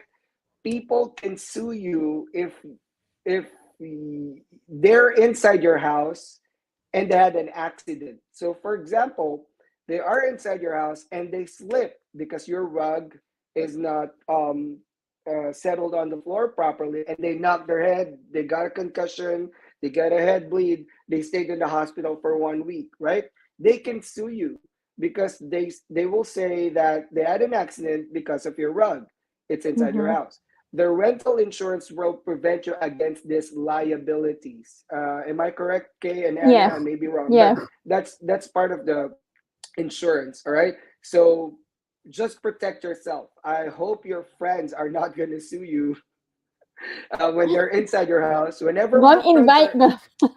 When my friends are inside my house and their kids are starting to run, I always tell them, I am not gonna be liable if something were to happen. Thank you. So they won't they won't file against my insurance. But no, I'm taking it as a joke, but honestly, it can For happen real, yeah. and it can Mm-hmm. bankrupt you. That's why pay that $100, $200 rental insurance. I think your landlords will also require that. So very important to consider those things when renting, all right? So it's not Yeah, yeah. easy as paying money and rent. It's not like the Philippines where can I rent your house? So here's a 5,000 pesos. That's it. Mm-hmm. No, here everything has to be put in an agreement. That will be your protection as well. So like Kay and Anna has been saying earlier, do not base on verbal agreements. Everything has to be in writing because that's also going to be your protection. Back Sir to you, Paul, Anna may I and add? Kay. If you have a puppy or a dog, you have to put their names also in the Yes, agreement. actually. Like my two Pomeranians, their name is Hurot and Olga. I have to indicate their breed, their color, how much they weigh, and their yearly anti-rabies vaccine. Right. And if you have a car, because you have a lot of parking space, you have to also put the car model, car make, Mhm. color. And Right. in each climate, you have two car allowed. So if you have three or four, you have to find your own parking for those other cars. And Right. the first apartment I had, we live in the fourth floor, no elevator, and we only have a common My goodness. laundry. I work night for Paul and Kay. So one time I was doing my laundry, I was so tired. I picked my laundry basket from fourth floor because I forgot my laundry detergent. So I was crying and tired. We were No, upset. for real, yeah. You got overwhelmed. It will come. Mm-hmm. Immigrant nurses, when you come here, you're gonna understand what we're talking about. So I consider that. So on my next apartment, I made sure that we have our own laundry inside the Right. apartment because it will help me, especially on winter. Because Right. if you're gonna share a common laundry, you're gonna have a fight with other tenants who Right. Right. leave their clothes in the dryer for 2 hours and you're waiting. So Mm-hmm. and especially when you have a lot of things and a lot of laundry clothes to take care of. that's Well, something go you for my consider because experience.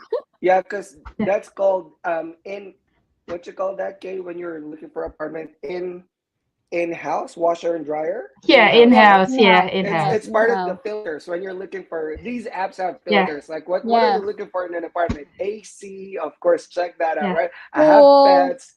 Yeah, Yes. pool. Yeah, I rented two Gym. apartments with pool. I never used the pool, not Me, even one, my, because yes. here in Texas, it's either too cold to where you can go to the Why pool have or too balloons in your hot. background? I don't know. I don't know where that's coming from. Earlier you have bubbles and I'm smart. What I know. I what think is it's Yeah. an that? iPhone. I think it's an iPhone. But yeah. I think Anna, to add on that, I think you also have to declare your pet in the renter's insurance because they're also going to Yeah. cover pet related damages. But yeah, be adequately covered with your renter's insurance. I could not emphasize this any further because you don't want to get bankrupt because your landlord sued you because there was a problem with the apartment. They're gonna hold you liable. I want to add something when you're picking an apartment. This is based from my experience moving in 14 years, 14 times moving in my almost 18 years here in the United States. Again, I moved 14 times in 18 years, right? In Oh my almost god, 18 years. okay. And only one of that is a house. All of that are apartment. Okay, so it means how many apartments did I live at? A lot more than 10. So one thing that I really pay attention now is if I am a saver, I would first thing I would ask if I'm in a place where it's northeast coast or there's snow or it's very cold, I ask what electricity do you have? I mean, what's the heat system you have? Do you Mm-hmm. have electric or you have gas? Gas. That's a Yep. big difference With the because one heating time system, yes. Or heating, oil. Okay, or oil. right? Or oil. Why it's a big difference? Because there was one time I said I'm a person who likes high ceiling. I have feel like claustrophobia for a Yeah, yeah. 5 feet person in in a small No, low yeah, yeah. profile, That's right? yeah. So I That's always true. look 8 feet high ceiling, Yes, more that's than correct. that. So one time we were actually in actually it was Those are 14 feet. expensive, K, by the way. Yeah, Yes, 14 feet, they are. 14 feet, 14 feet high apartment, and our heating system was electric. Guess what? Oh no. When How's my electric bill in 1 month was right, $500. right. So it was a big impact in our budget that time because we were so used to paying like gas and it was like $80 or less than $90. But then during the winter season we got hit by a $500 electric Yeah, bill true. because of Yeah, that heating system. So now I pay attention, make sure that when I pick those housing, I ask them what is the heating system that you have. Okay, right. electric is going to be very expensive, just an Mm-hmm. FYI. Right. And another thing, mine is gas, and everywhere I live is gas. The reason why I do gas for heating is if the electric goes out, Yep. and Texas is known for that. Well, guess what? You don't have heating too, so make sure you have gas heating, something like that. But yeah, here in Texas it's reverse. It's the AC that killed me in the And the heat. in the bill during the heat of the summer, right? So not so much of the heating. My heating is probably like super cheap because we rarely use it. Right now it's 40 degrees outside, so the heater is probably firing, but not that much. But you need to consider all these things. Like it's not Yeah. only moving into the apartment, but Yeah. every single thing that happens inside the apartment is yours now. The Mm-hmm. bills, the heating, the AC, the plumbing, your pets, Yeah. the carpet. And this is ridiculous. But when I moved into the apartment, the I call it the bank curtains. It's like blinds that are vertical, Yeah. right? I Mm-hmm. I really hate those because when they get broken at the top, they fall, right?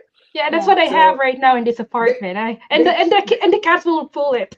yeah, they charge me for it, and that's too long. So the gravity is pulling towards it. The weight Yeah, of itself is pulling towards it. So if it snaps at the top, it's just gonna break all the way, right? So yeah, Mm-hmm. I said, this is for banks. This is not for houses. This is yeah, not keep for. It looks cute though, but when I moved to this apartment at the beginning, I was like, oh, I love these blinds. I ended up hating it towards the end of my contract because yeah. they It's started broken. falling. Yeah, Yeah. and now they have to replace the whole thing. They took it on my deposit because they're like, you know what, you're Yeah. Why? responsible for You're that. replacing it, You Paul? were I just put a tape. That's what we do in the hospital, right? well, Everything broken, we put a no, tape. I did, but they have inspectors. Remember, they have Yeah, you have a inspectors, and they're like, final walkthrough. "Oh yeah." I was like, Final "No, walkthrough. it was broken when I moved in." They're like, "No, it's not in the list." You know, we have a Yeah, list of what's Yeah. yeah, broken at the time of moving in. yeah, So I was like, "Ah, I could not get away from it." So they had to replace the whole thing. They had to charge because four of them started falling because it was yeah, pulling its weight down. yeah, So and the house, the window is like 10 feet. Right, so it's yeah, really heavy. yeah, Yeah. At the beginning, it looks cute, but when I put a curtain on top of it just to drape it, right? When you move the curtains, it moves with it, so it keeps pulling until it started Mm-hmm. falling. So yeah. You're too something like that. But fancy. You're too yeah, fancy. Curtain, Yeah. and just leave it like that. We're New Yeah. that's just. Yorkers. We'll leave it like that. Yeah. You don't care. I need a No little block. drape, to give the house, the living room a little touch of a little color.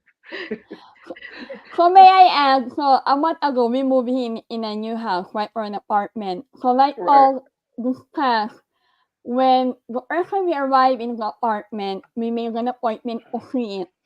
And then whatever that's not working, we took a picture of it. So I right. have a folder pictures before and after. So we moved in this new house October 25. And then after we emptied it, I hired a cleaner because I have no energy to clean it. And I found out those that we need repair. So some of those I DIY, like say I put some tape, but then you're gonna have a final walkthrough with the agent or the Yes, yes. landlord of the apartment, and we're gonna pull out your rental agreement. And I had 1,500 deposit, but they only That's a returned lot of 900 deposit. because apparently there was a break in one of my daughter's door bathroom. So I took a picture of it too also. Just use your camera, like a picture, write everything, because they will send you back the deposit that you have. Yeah, So that's there's a a lot way. of deposit though. I think I paid 500 for deposit. But another thing to consider that just dawned on me right now, the older the house, and you can see usually the year of when the Yeah, was complex was built. built. Mm-hmm. Like here in Houston, there are houses that were built in the 1950s, so they were geared for the 1950 type of fire code and city code. The more modern the houses, the more it complies with the city code as far as fire is concerned and all that, right? Guys, check the AC system because it might have a lot of moisture and you can get legionellas, right? Or Oh molds yeah. from Mm-hmm. those things. So some people are like, oh, I want to get this apartment because it's $700. And the going rate for the city is 1,500. Guys, I'd be very, very careful. If it's less than half of the going rate of the city, there is something in that Wrong. apartment that I need to know.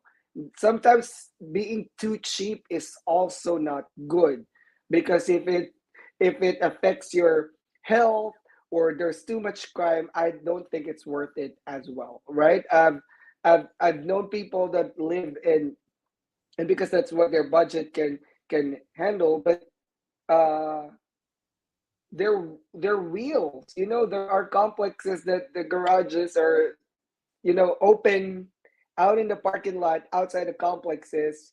No protection, no nothing. It's exposed. So they would wake up without their wheels on their Yeah. car. Rear window, And yeah. yeah, Yeah, at we night have that people are, in New York City. Yeah, we have, yeah, and I in was Houston passing by. City too. Right. Yeah. So we Yeah. actually just got a brand new Mini Cooper, and my Mhm. husband parked it in front of my building in Manhattan. Guess what? The next day, there was a key that was like slashed from the back Oh all the way my to the front. God, Oh yes. It no. was like less than 2 weeks car, and they slash it. So if you have good cars, please don't bring it to city, or if you can avoid driving that or parking it in the streets of like the metropolis area, I do recommend not to bring those cars there, Right. especially in, I would say, New York, Baltimore, if you don't know that area. And there, it's very populous, a lot of crimes. Please avoid bringing those fancy cars. We also have a car that was parked overnight. We were walking and we saw, hey, that's a nice, really car. It's like those, Japanese customized cars. The wheels are great. The rims are Right, right. awesome. Probably cost them like more than 2,000 per rim, right? The next morning I woke up early in the morning, they were substituted with bricks. Oh my Oh God. no. Yeah, of course. Yeah, So they they're so took the more wheel, tired. They took tires, the rims. wheels out. Yeah. So please be careful if you don't know how to do parallel parking to a lot of people break into those cars as well. So again, when you're picking a house and you pick a cheap housing cost and that location is bad, guess what? You're gonna pay higher insurance, That's true. insurance. Okay, Car so if you insurance, think you're saving, renters.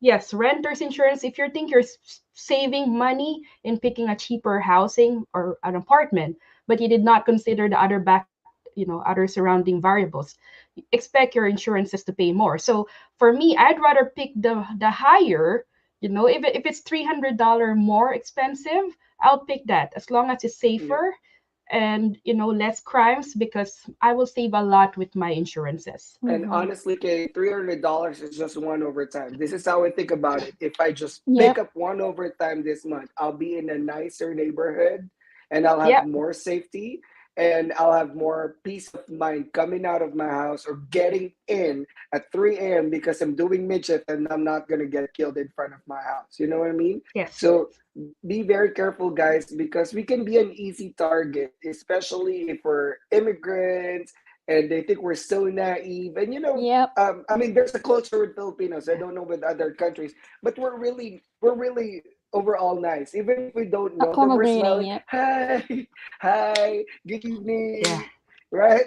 Yeah. And they feel like we're too naive and we're too vulnerable that we can be an easy Yeah. target. So just be very careful of that. And Yeah. honestly, I don't like flaunting that I'm a nurse. If I'm in a public area, unless I go straight to the house in my car and straight to the house, I don't wear scrubs because there is a tendency for people to think, oh, you're a nurse, you have a very stable job, you have the money, well, let me rob you, right? So something like that. No, no, that's Yeah, for real though, yeah, because right? nurses have money and the least informed about money. But anyway, Right. time check. It's Exactly. 11:27, Oh my right? God, that's true. That's true. And the last Um, topic. yeah, the last topic is my topic. House. Buying a house or purchasing a house. This is a very big topic that needs I think a separate discussion. But for this reason, as a housing option, for a lot of people who came from um let's say high paying countries as well who save enough of money because they had experiences in other countries and now they're coming into the United States with good amount of savings. These are the people who are ready to buy a house. The only factor there is they don't have a lot of credit history, but at least they have a lot of cash to buy. And if the bank will see that you are a good saver, they will have some exemption to the rule, and they will be able to give you good mortgage rates despite of you not having long credit history. I'm gonna share my screen here. Share screen. All right, so let's see. Can you guys see my screen? Yep. Okay, all right. So when you're purchasing a house, the first thing you really have to do is get a mortgage pre-approval. This is very easy. You contact a mortgage company, and and they will require you. There's gonna thing called mortgage pre-approval, and this is actually a some of them will be a soft pull. They say, okay, this is a soft pull, which means it will not impact your credit score big time. Okay, I mean, you don't have any credit score anyway to start with, but for the people who are here already for in the United States, it is a soft pull. Mortgage pre-approval are often given quick. They can give it to you the next day, they can give it in 2 days, and they will have a pre-approval checklist you will have to get.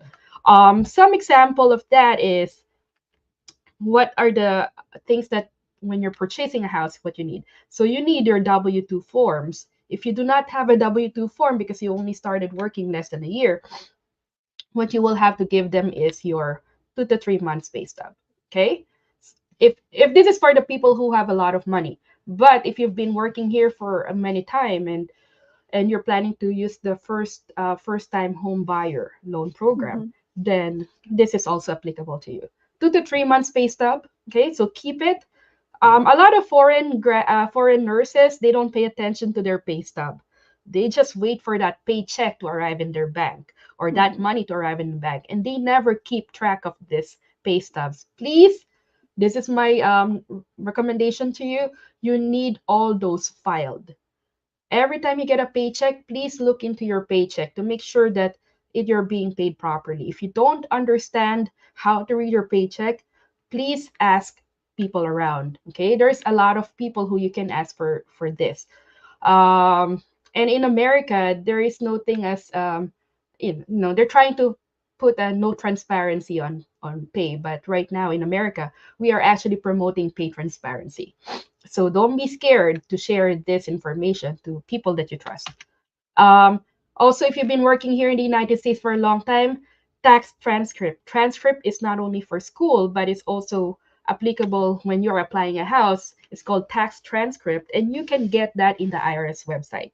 So if you see here in my window, I pulled out that screenshot from the IRS, and that's where you will request your tax transcript. Okay, so it will show me here the past 3 years of my tax transcript, because it will show all the information of my income there, the taxes that I pay, um, and that is very helpful for the banks to identify if you are actually a person who's earning enough taxable income or if you have enough money. The other one is certificate of employment, which is very common, to make sure that you are still having a solid or stable income. When I was applying as a traveling nurse, this is what a lot of travel nurses have a problem with, because they said that they change job every 3 months. Okay, but for me as a traveling nurse, my full time year income is what matters. That's why going back to my transcript is very important as a traveling nurse. Okay, not just your pay stubs here, but also the tax transcript, because this will show the long term income as a traveling nurse. So for foreign nurses, you need this as soon as you get here. Also, when you're applying for a rental house apartment, and you don't have a credit yet, what you can do is, as soon as you get here in the United States and start your onboarding process with your employers, please also secure a certificate of employment. When you're applying for a rent or applying for mortgage, what you want to present is your certificate of employment and your job contract. Okay, again, both of them, because that will show to the bank that you have stable income for the next 3 years if you're a foreign nurse with 3 years contract or 2 years. Okay, bank statement. What you want to show the mortgage company is how much money you have as a cash. So savings, retirement, all of it. If you have 401k, statements, send it to them as well. If, like, for example, what is a gift letter? Gift letter is when I'm applying for a mortgage and somebody gave me a gift. For example, I bought the house and I was the only applicant. My husband was not the applicant. But we are planning to buy this together. It's just I'm the only person who is applying for mortgage. So his name was not on the mortgage application. And I am actually applying just for myself, so my credit score is the only one that's going to be affected. But my husband gave me money to purchase a house, and all of a sudden there's a big chunk of money that went into my bank account because we're a separate account. So then I will need to show a proof where did that money come from, and I will have to show proof that this money was given to me as a gift by my spouse to me so I can buy the house. Okay, so like that. So there are things like your parents will give you some money. You will have to explain why all of a sudden you have a big chunk of money coming into your bank account, because the banks want to know that these are legit, not money laundering or whatever kind of fishy income that you have. Um, Another one is they're gonna look into the addresses in 5 years. Since I moved for 14 years, right, or 13 times when I was applying, it was a bloody mess as a traveling nurse moving around, because now my address in 5 years is a lot, right? And I have to actually, since I've been here more than 5 years, I have to put all my address and what are the reason of me moving. So for me, it was easy to discuss. The reason I move is job, job, and job. and traveling nurse. Because during that time, travel nursing was not really that famous to a lot of people, or something that is well documented about financial stability.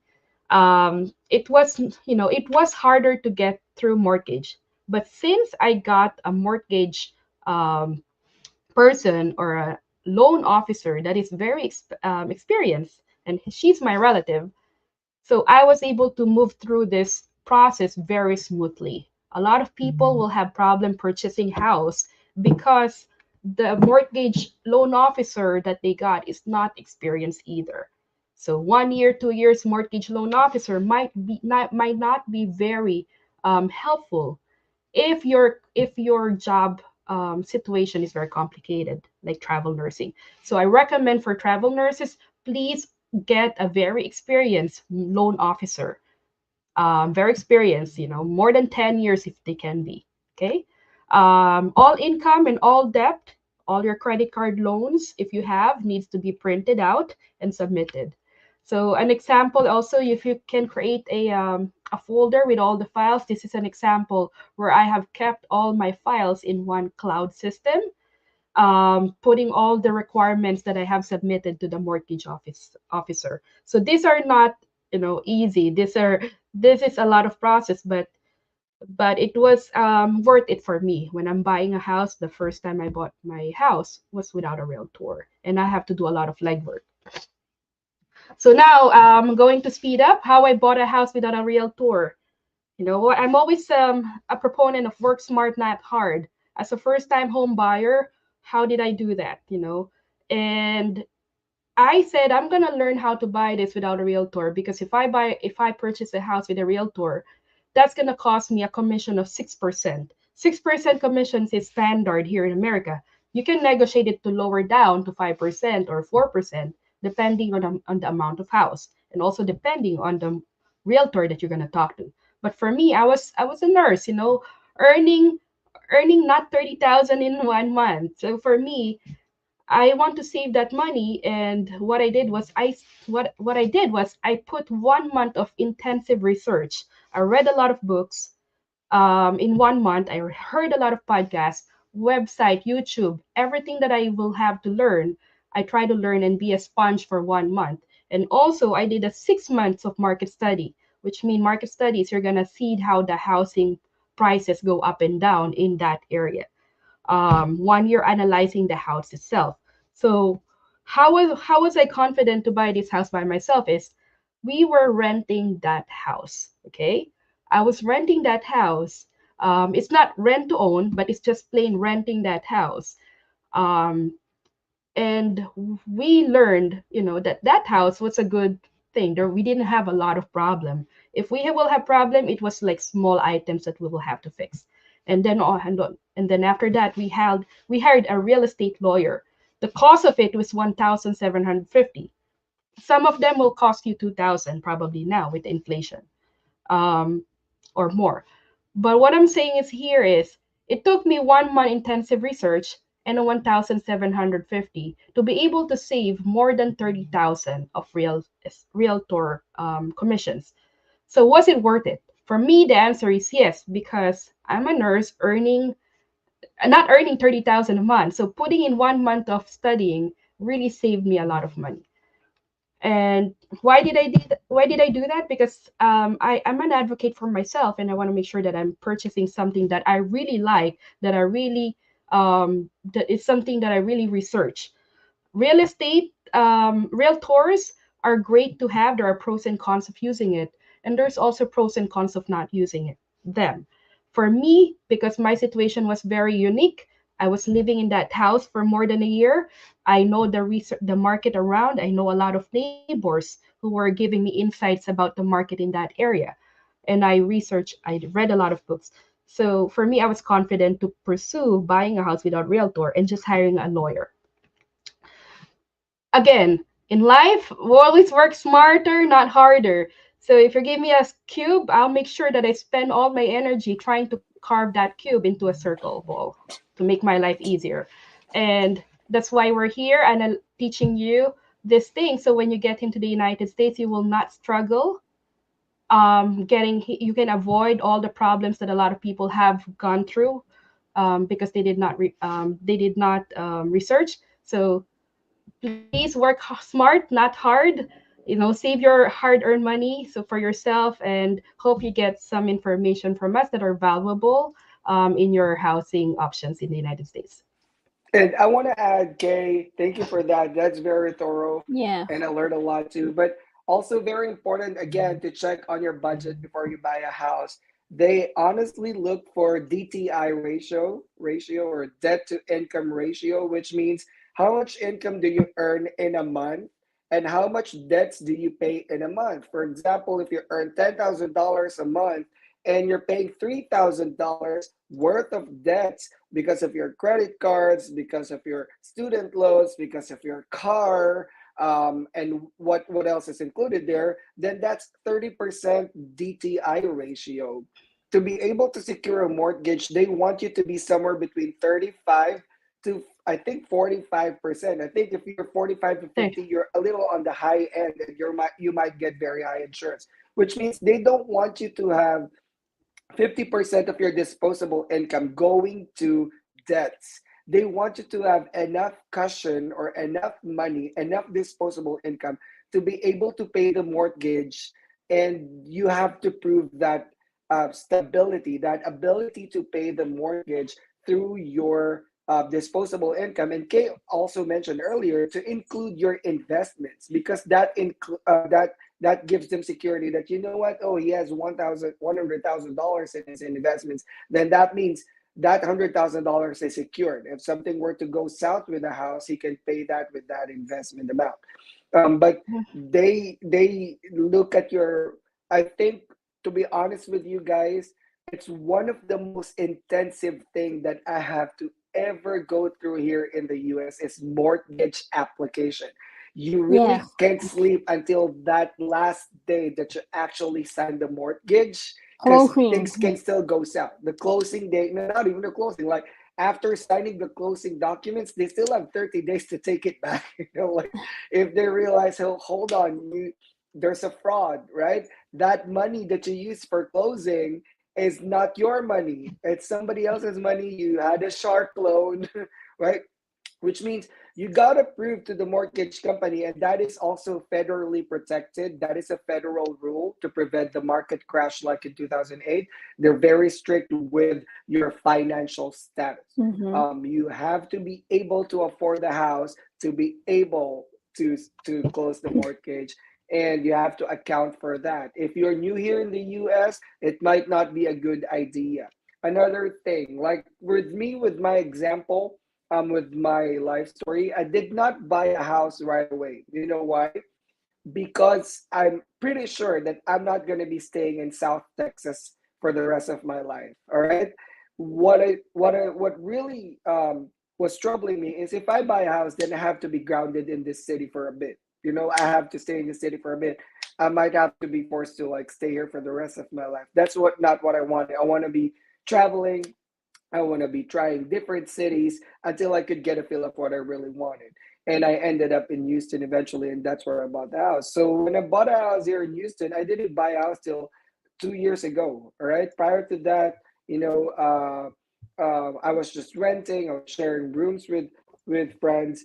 But I bought my first house 2 years ago, and that was my 4.5 years in the U.S. I waited that long to get myself financially stable and to make sure that this is really the city that I wanted to invest, because house is also buying Mm-hmm. house is also an investment for your future, right? I have to make sure that the timing is right, which actually worked perfectly well, because at the time that I was ready to buy a house, the interest rates were so low because this was still during the pandemic, but also my DTI ratio was extremely low. I was less than 10% DTI ratio because we were earning travel nurses money. And because I'm working in Houston, I'm not getting stipends. All of them are taxed income. Mhm. So my disposable income was much larger than the house that I Yeah. wanted to close. In short, there are three mortgage companies that competed to get my business, and I have the negotiating power because I have extremely low debt to income ratio, where they know that I can close the house very, very quickly and without a lot of problems, because any mortgage company will approve me. That puts the negotiating power to my end. And it worked out well for me, Kay and Anna, because I had three companies compete until I can get the lowest amount. All right. So the last company that I booked with, where I closed my mortgage, they gave me $10,000 concessions. They lowered my mortgage amount, and I got a lot of concessions, in short. Plus my realtor. So did I get a realtor? I did, right? Because I wanted the realtor to look for houses for me and get a feel of what housing market in Houston will be hot in the next 5 to 10 years. That I'll make sure that my house will increase by 50% in the next 5 to 10 years, right? Equity is what we call it. But my deal with the realtor is, you're not gonna have a lot of problems with me because I know how to research as well. I just need you to do the bare minimum and to make sure that the contracts that we're signing are legal, right? That it works for me, not only for the seller, right? Do not get, by the way, do not get a salesman or realtor off your Or seller, seller. because they will protect the seller. You have to get your own realtor that will Realtor. protect you if you have to get there. Or you can be Kay. She is her own realtor, right? Yeah, I said just give me the money. I'll take the commission, Yeah, no problem. Just one book, $29. but $29 book. All it took me to right. save $30,000. Yeah, but this is Educate what I yourself. did, Kay, with my realtor. I said, I'll get you as my realtor, but here's the deal. We split your commission. And this is perfectly legal. This is perfectly legal, guys. All right. So we split your commission because it's 6%, right? 3% for sellers, 3% for buyers.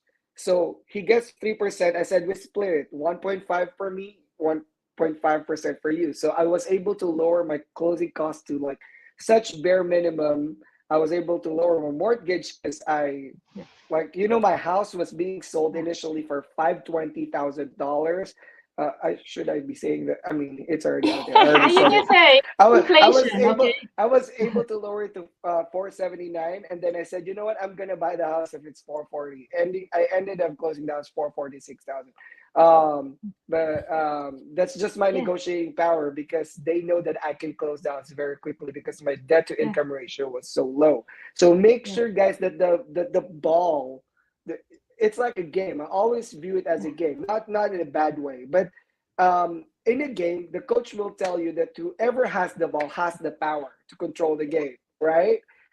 We always say in basketball, get that ball, right? So you can control the yeah, game, right? Because if it's in the opponent's court, then all you do is defend yourself, right? But yeah, if you yeah, get the ball, then you can control the game. You can yeah, like just finish the time so they don't get more points, or throw it to outside, or just keep like throwing it away until they don't get points.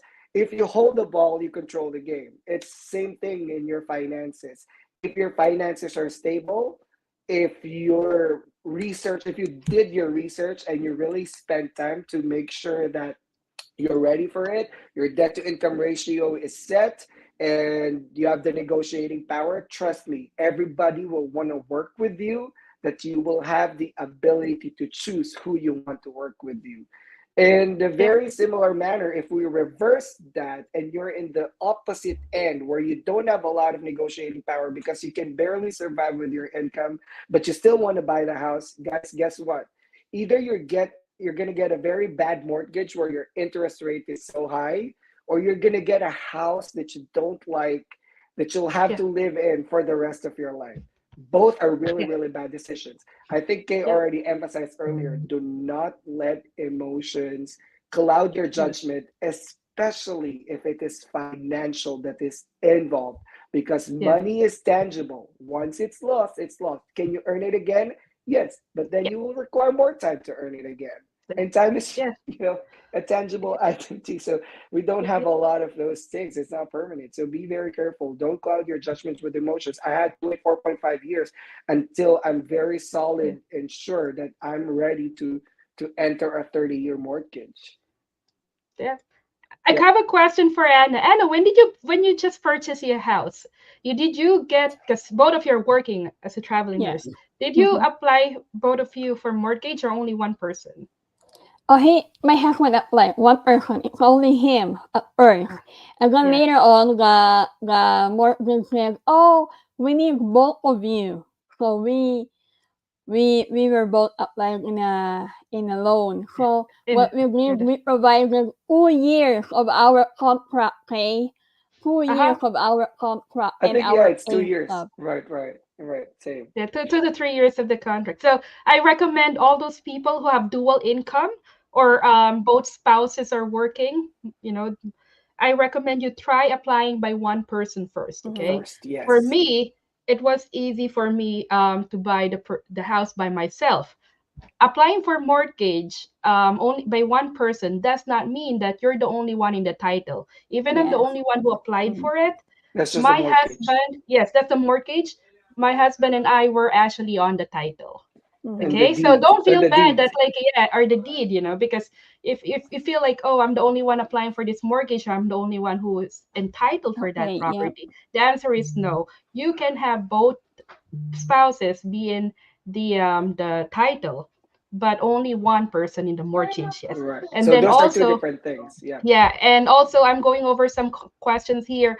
Rian said, "Can we purchase a house without credit history?" The answer is yes, you can, Mm-hmm. but you will have to provide sufficient amount of cash down payment, Yep. okay? And they A will good have to make point. sure that you have stable income, and also depending on the price of the house that you are getting. Mm-hmm. Like Paul said, they will have to check your DTI, your debt to income ratio. So please pay attention to those application.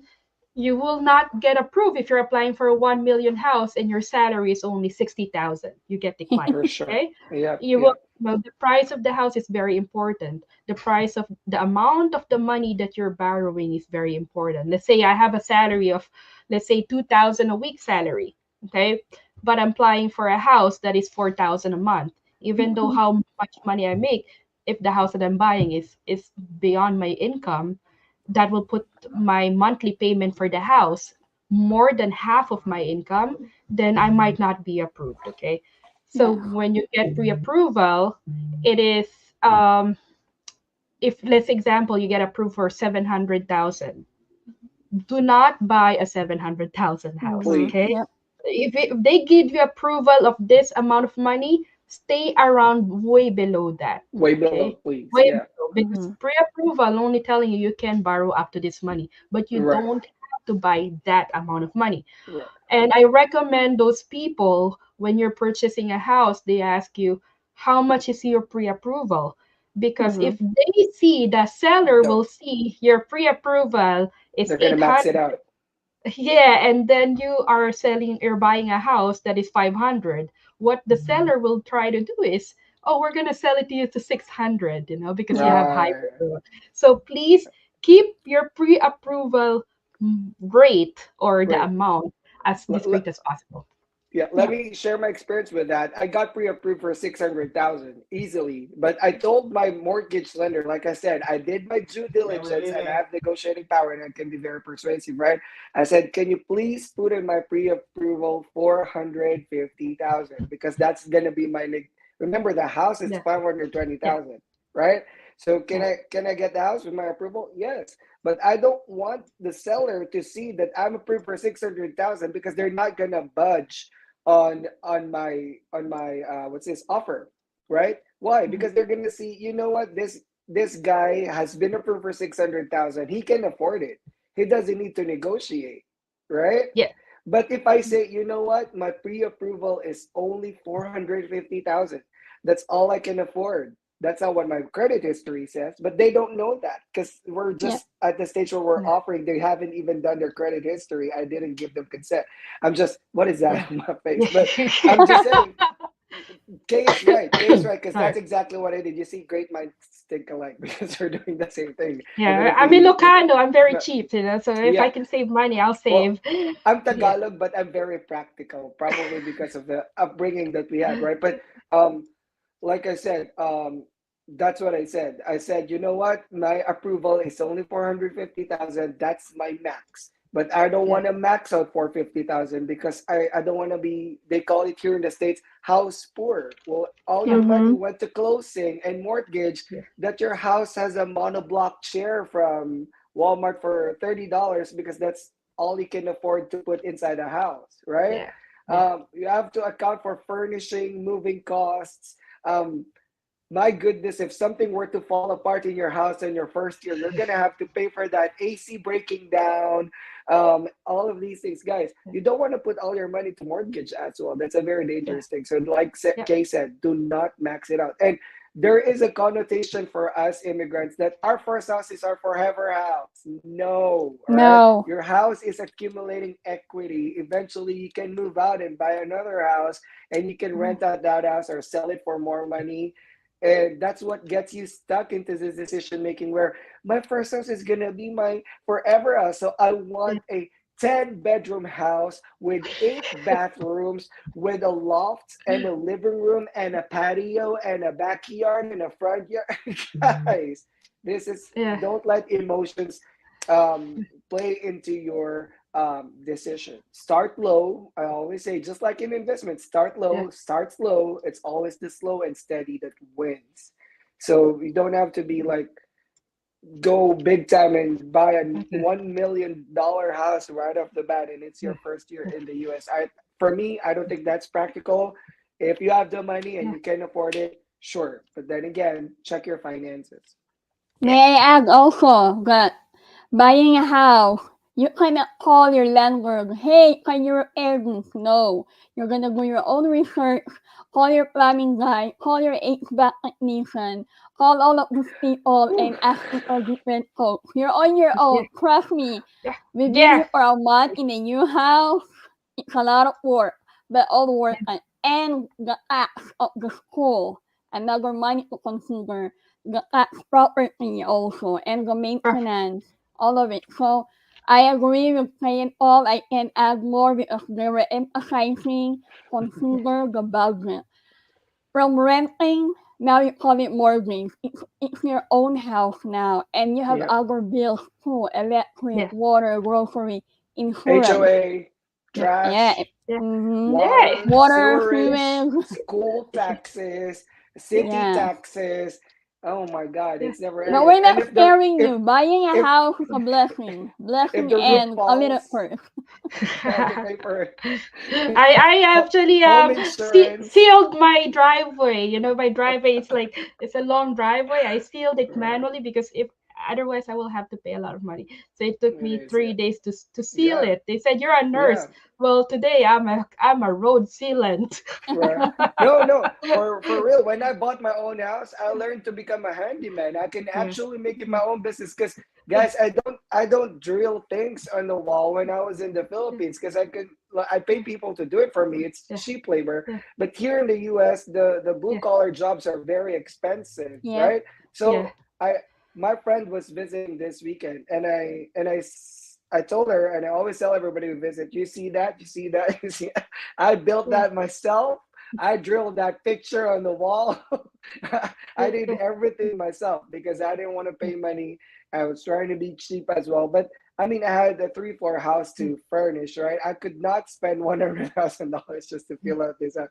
So I got to learn those things. Just Yeah. like Kay, like I had to learn how to drill. I had to learn how to like Kay. This is ridiculous, but we also had to winterize our faucets, right? Because it, Yep. it it ices here too, very Yeah. seldom, but it does. I had to learn how to I had to Google YouTube how to prevent the faucets from icing, like turn off my sprinkler system and cover it with whatever insulation stuff like that I didn't have to do, like how to change your filters of your Yep. AC, how to like put a bleach on your AC system to prevent molding. Like it's a lot of work, but I Yeah. love It's a it. lot.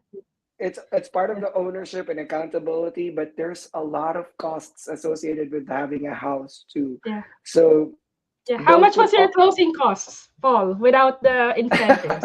If it's without incentive, how much is it? if without expect what's this, the incentives, it's about 35,000. 35,000 for closing costs. How Mm-hmm. about you, That's Anna? How closing much? costs only, all right? Yeah. Yep, closing That costs. doesn't include moving costs and all that. Yeah. 35,000. No, My Wow. my closing my cost. my closing was 20,000. 20,000. How about Oh, you, Anna? 19,000 something. I think mine was somewhere around 17 to 18,000. 17 to Ooh. And 18. the payment is different from the just Yeah. FYI for who's But no, watching. mine is everything though. Yeah. If Are we we're the down closing costs, payment already for you, Paul? That that's was with it. the down Oh payment. no, Yeah. Yeah. mine How is about without not. down payment? Just the cost of buying it. Oh, the closing cost alone without the down payment is somewhere around $10,000. 10,000. Wow. Got it. So Yeah, yeah. How because the about for down you? payment was like Yeah. 25,000. I think the down payment was that 25,000? Yeah. The down 5% payment of is that. always variable depending on you, but What kind of it Yeah. loan you depends. got? Yeah. Like But the Yeah. cost. Yeah. This conventional? is the down payment because it's 5%. I put Yeah. 5%, right? Yeah. Plus 12 because 35,000. So I Yeah. said 12,000. 12,000 is a closing cost only. Yeah. That's just closing Yeah. costs. Mm-hmm. Closing cost is the one on top of the On top mortgage. of your down payment. Yeah. Yeah, on Yes. top of the cost of the house, and then top of the house is your interest, your mortgage loan, Yes. and then on top of that is your closing cost. On top of that is your Moving costs. moving Woo! cost. Wow. On top of that Yeah. is your Bills. insurances cost, your bills. Insurance bills. So Oh Yeah. my goodness. It buying a never house is, ends. yeah, if it's a personal house, I think it's not a big investment for me, personal houses. But anyway, we have to wrap up. It's 11 o'clock. I just realized Yes, two Oh two my hours god, hours. yes, then. yes. It's a I have long a process.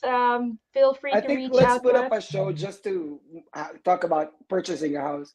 Like Yeah, a Yeah. separate. real, Yeah, it's a yeah, big separate. topic. Yeah, It's a Mm-hmm. really big topic. I think this is just a primer. As always, we always yeah, overwork it's always ourselves.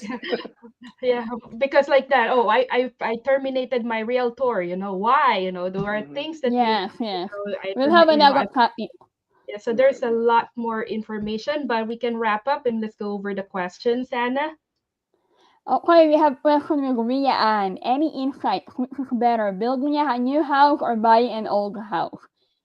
May I share my experience because we have one property in PA wherein we bought a land and we built up a house. In my experience, it's easier than buying a house because we already own the lot. All you're gonna do is to be approved to build a house. And I did not encounter any stress. It was easier. And in New York, we bought a house a month ago and stressful as hell for 2 months. So Right. I don't know your situation right now. It's not one size fits all. But in my opinion, they have their own pros and cons Yes. because when you build a house and you have to follow what your house model is. And Yes. but when you buy a newly a already built house, it's also different. Like right now, we have a ranch house, smaller, cozier. I mean, it's old house, but I feel like I am happier buying this house than one in the EA. Because you know, it's closer and it's homey. And like when we build a house, I was like, oh, okay, no challenge at all. I think that's the right word. No stress, no challenge. But um, inside, How well, about that's all I can say. I mean, I feel like building a house is not as stressful as buying an already built house because you Right. won't have to make an offer. That's your property. That's for that. That's I true like though. Yeah. that's all I can share with that. how about you, Paul? Well, I have to go through both. Like I know I said earlier that this is my first house. Technically, by paper, Not it's my really. first house, but in reality, it's my second. I do not want to go through the details of what Details. happened with the first. To cut it short, I was in a relationship and we bought a house, and we had to split up, kind of like a divorcing kind of that situation. It's not divorce because we were really not married, but we were cohabitating. To cut it short, my first house with the ex was actually an old house. My second house, which is technically my first house because it's the first time that they put it under my name, is a new house. And for me, having to go through both, it has both pros and cons. The Mm-hmm. old house, I liked it because it has a bigger lot inside Houston City. If you're in a big city, it's very rare to find a 9,000 square foot lot at this time, right? Because all of them would have like probably townhouses already, right?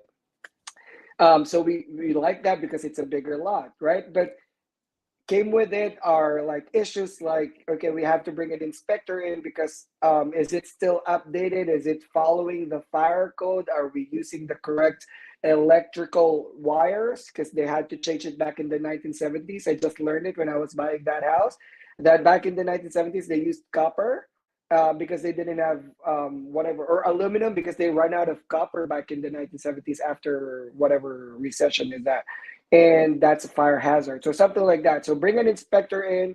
It's okay to buy an old house as long as you're not going to be having to spend a lot. We had Mm-hmm. this house that we looked at. It was so beautiful, very nice neighborhood. It was atop a hill, right? And it's not a really Houston, it's flat, but the land was like this, and we're on top, so we can see the neighborhood, right? It's bricks. It's really nice. But you know what made us back out? The roof has a problem, and the repair based on our inspection and roofing inspection report is $50,000. So are we ready to pay $50,000 for a house that we're just moving into? No. So we skipped that, and we checked another house. It's also another old house, but they remodeled it, so the inspection was good. Get your inspector to find out if that's really what you want. Now, my next house was a new house. Do I like it? Yes, because I'm the first owner, right? But did it have a little issue as well? Little issues here and there. But what I like is it's part of the house warranty because it's newly built, and they fixed everything within 1 year, but mostly minor. I had more pleasant experience with a new built house, but it doesn't mean that your house is new. It's also good because some contractors and builders are cutting corners, all right, which means your house looks nice, but what's under it, right? They might have changed the layout, and they use cheap material, so be very careful of that as well. The key is check the cost. If you can afford a new house, because you know newer houses are much more expensive, and if buying an old house is an option for you, then that's it, right? Check the cost. Two, get your inspector. Pay inspector. I had to pay inspector $500 each time they inspect the house, but was it worth it? Yes, because they checked everything for me, enough for me to back out from a $50,000 loss if I had booked the first house, right? So I would have paid 50,000 for that roof if I didn't pay for my inspector $500. So that's it. Things to consider. So it's still dependent on your personal situation. I You're think on Kay, you're mute, muted. Kay. Oh, thank you. So I live in the Northeast Coast. Northeast Coast is one of the first settlers of American natives. So the majority of the houses here are older. So our we have very limited, I would say, new build in this area. But if I'm going to a new build, I will have to consider number one, who is the contractor, who is the builder. If the builder has no history yet, I would be very careful. Also, Mm-hmm. okay. If it's an old household property, but it's well maintained property, I don't Yeah. mind buying that. So it's not a straightforward of which one is better, but I think it's a matter of comparing the variables within that property. You have to make sure that inspections are done by both. Mm-hmm. Even if it's a newly built, you still need to go through inspection. And there's called lemon law in the United States, which is applicable to housing as well. There's also mortgage insurance. I'm sorry, property insurance as well to cover yourself if you know when you purchase a property. There's a called insurance to make sure that the property stays the same and not like, okay, something will break major after 1 month or 2 months. Those insurances will protect you from those. So again, which one is better? It's not straightforward. You have to consider the variables that are within. Okay. Old house, new house, even though it's 10-year, 20-year, or last month built, you will still have to go through all those variables that were mentioned Yep. by Anna and Paul. So if you have a property that's being sold, maybe it here in the United States or outside the United States, and they want you to sign up already within 24 hours, put a down payment, put a reservation, and they're saying that this unit will be gone tomorrow. I'm telling you, the units will not be gone tomorrow. Yep. They will be there, okay? They will be there. Unless that's a very cheap and very valuable property, yes, it's a competitive market. But if you're telling me you are selling 20 property units and there's 100 units that's being sold over the past 5 years, that 20 unit will not be sold tomorrow, okay? You will have to ask, how many offers are there? Okay, so you will have to ask that. Please never ever sign any lease, rental agreement, tenant, buying properties that you will have to put your name and signature and down payment or any security deposit within 24 hours. Please, for the Yeah. love of God, never ever sign big decisions like this within 24 hours. Right. A lot of these agents are pushing you to buy this. They know that you will change your mind in a week or two because Right. probably that time you have talked to someone. Okay. Please be careful when you sign those documents. Always review it with someone. Have a lawyer, realtor, real estate lawyer review things for you. Right. And Yeah. I honestly wanted for nurses to be as thorough as they are at work when they're dealing with consents and HIPAA Mm-hmm. violations and legalities, to be thorough as well in their personal lives at work. Sometimes we're very thorough with consents. There's always a fight in the ER and dialysis, or Yeah, OR is war. going to make the consent sign. No, ER said no, OR said yes. So we're very thorough with legalities like that. Nurses are like, no, I'm not going to do that because that's HIPAA Yeah. violation. No, I'm not going to do that. It's a tele violation. But when it comes to our own contracts in our personal lives, whether it's job, rental, house, we compromise. Like, why do we do that? Why don't we apply the same critical thinking and being thorough with these documents and legalities to our own personal lives? Because I think once nurses start doing that, it's gonna be a much better world for all of us. We're so vulnerable because nurses are like, Yeah. you know what? I'm too tired working 5 days a week, 12-hour shift. So I'm just gonna sign this. Like, read, read, read. The Right. fine prints is where they Yeah. get you. All right. Great. Thank you so much Okay. for joining us. I know it's a long process. It's a long topic. Hope you Two guys and a half learned hours. something.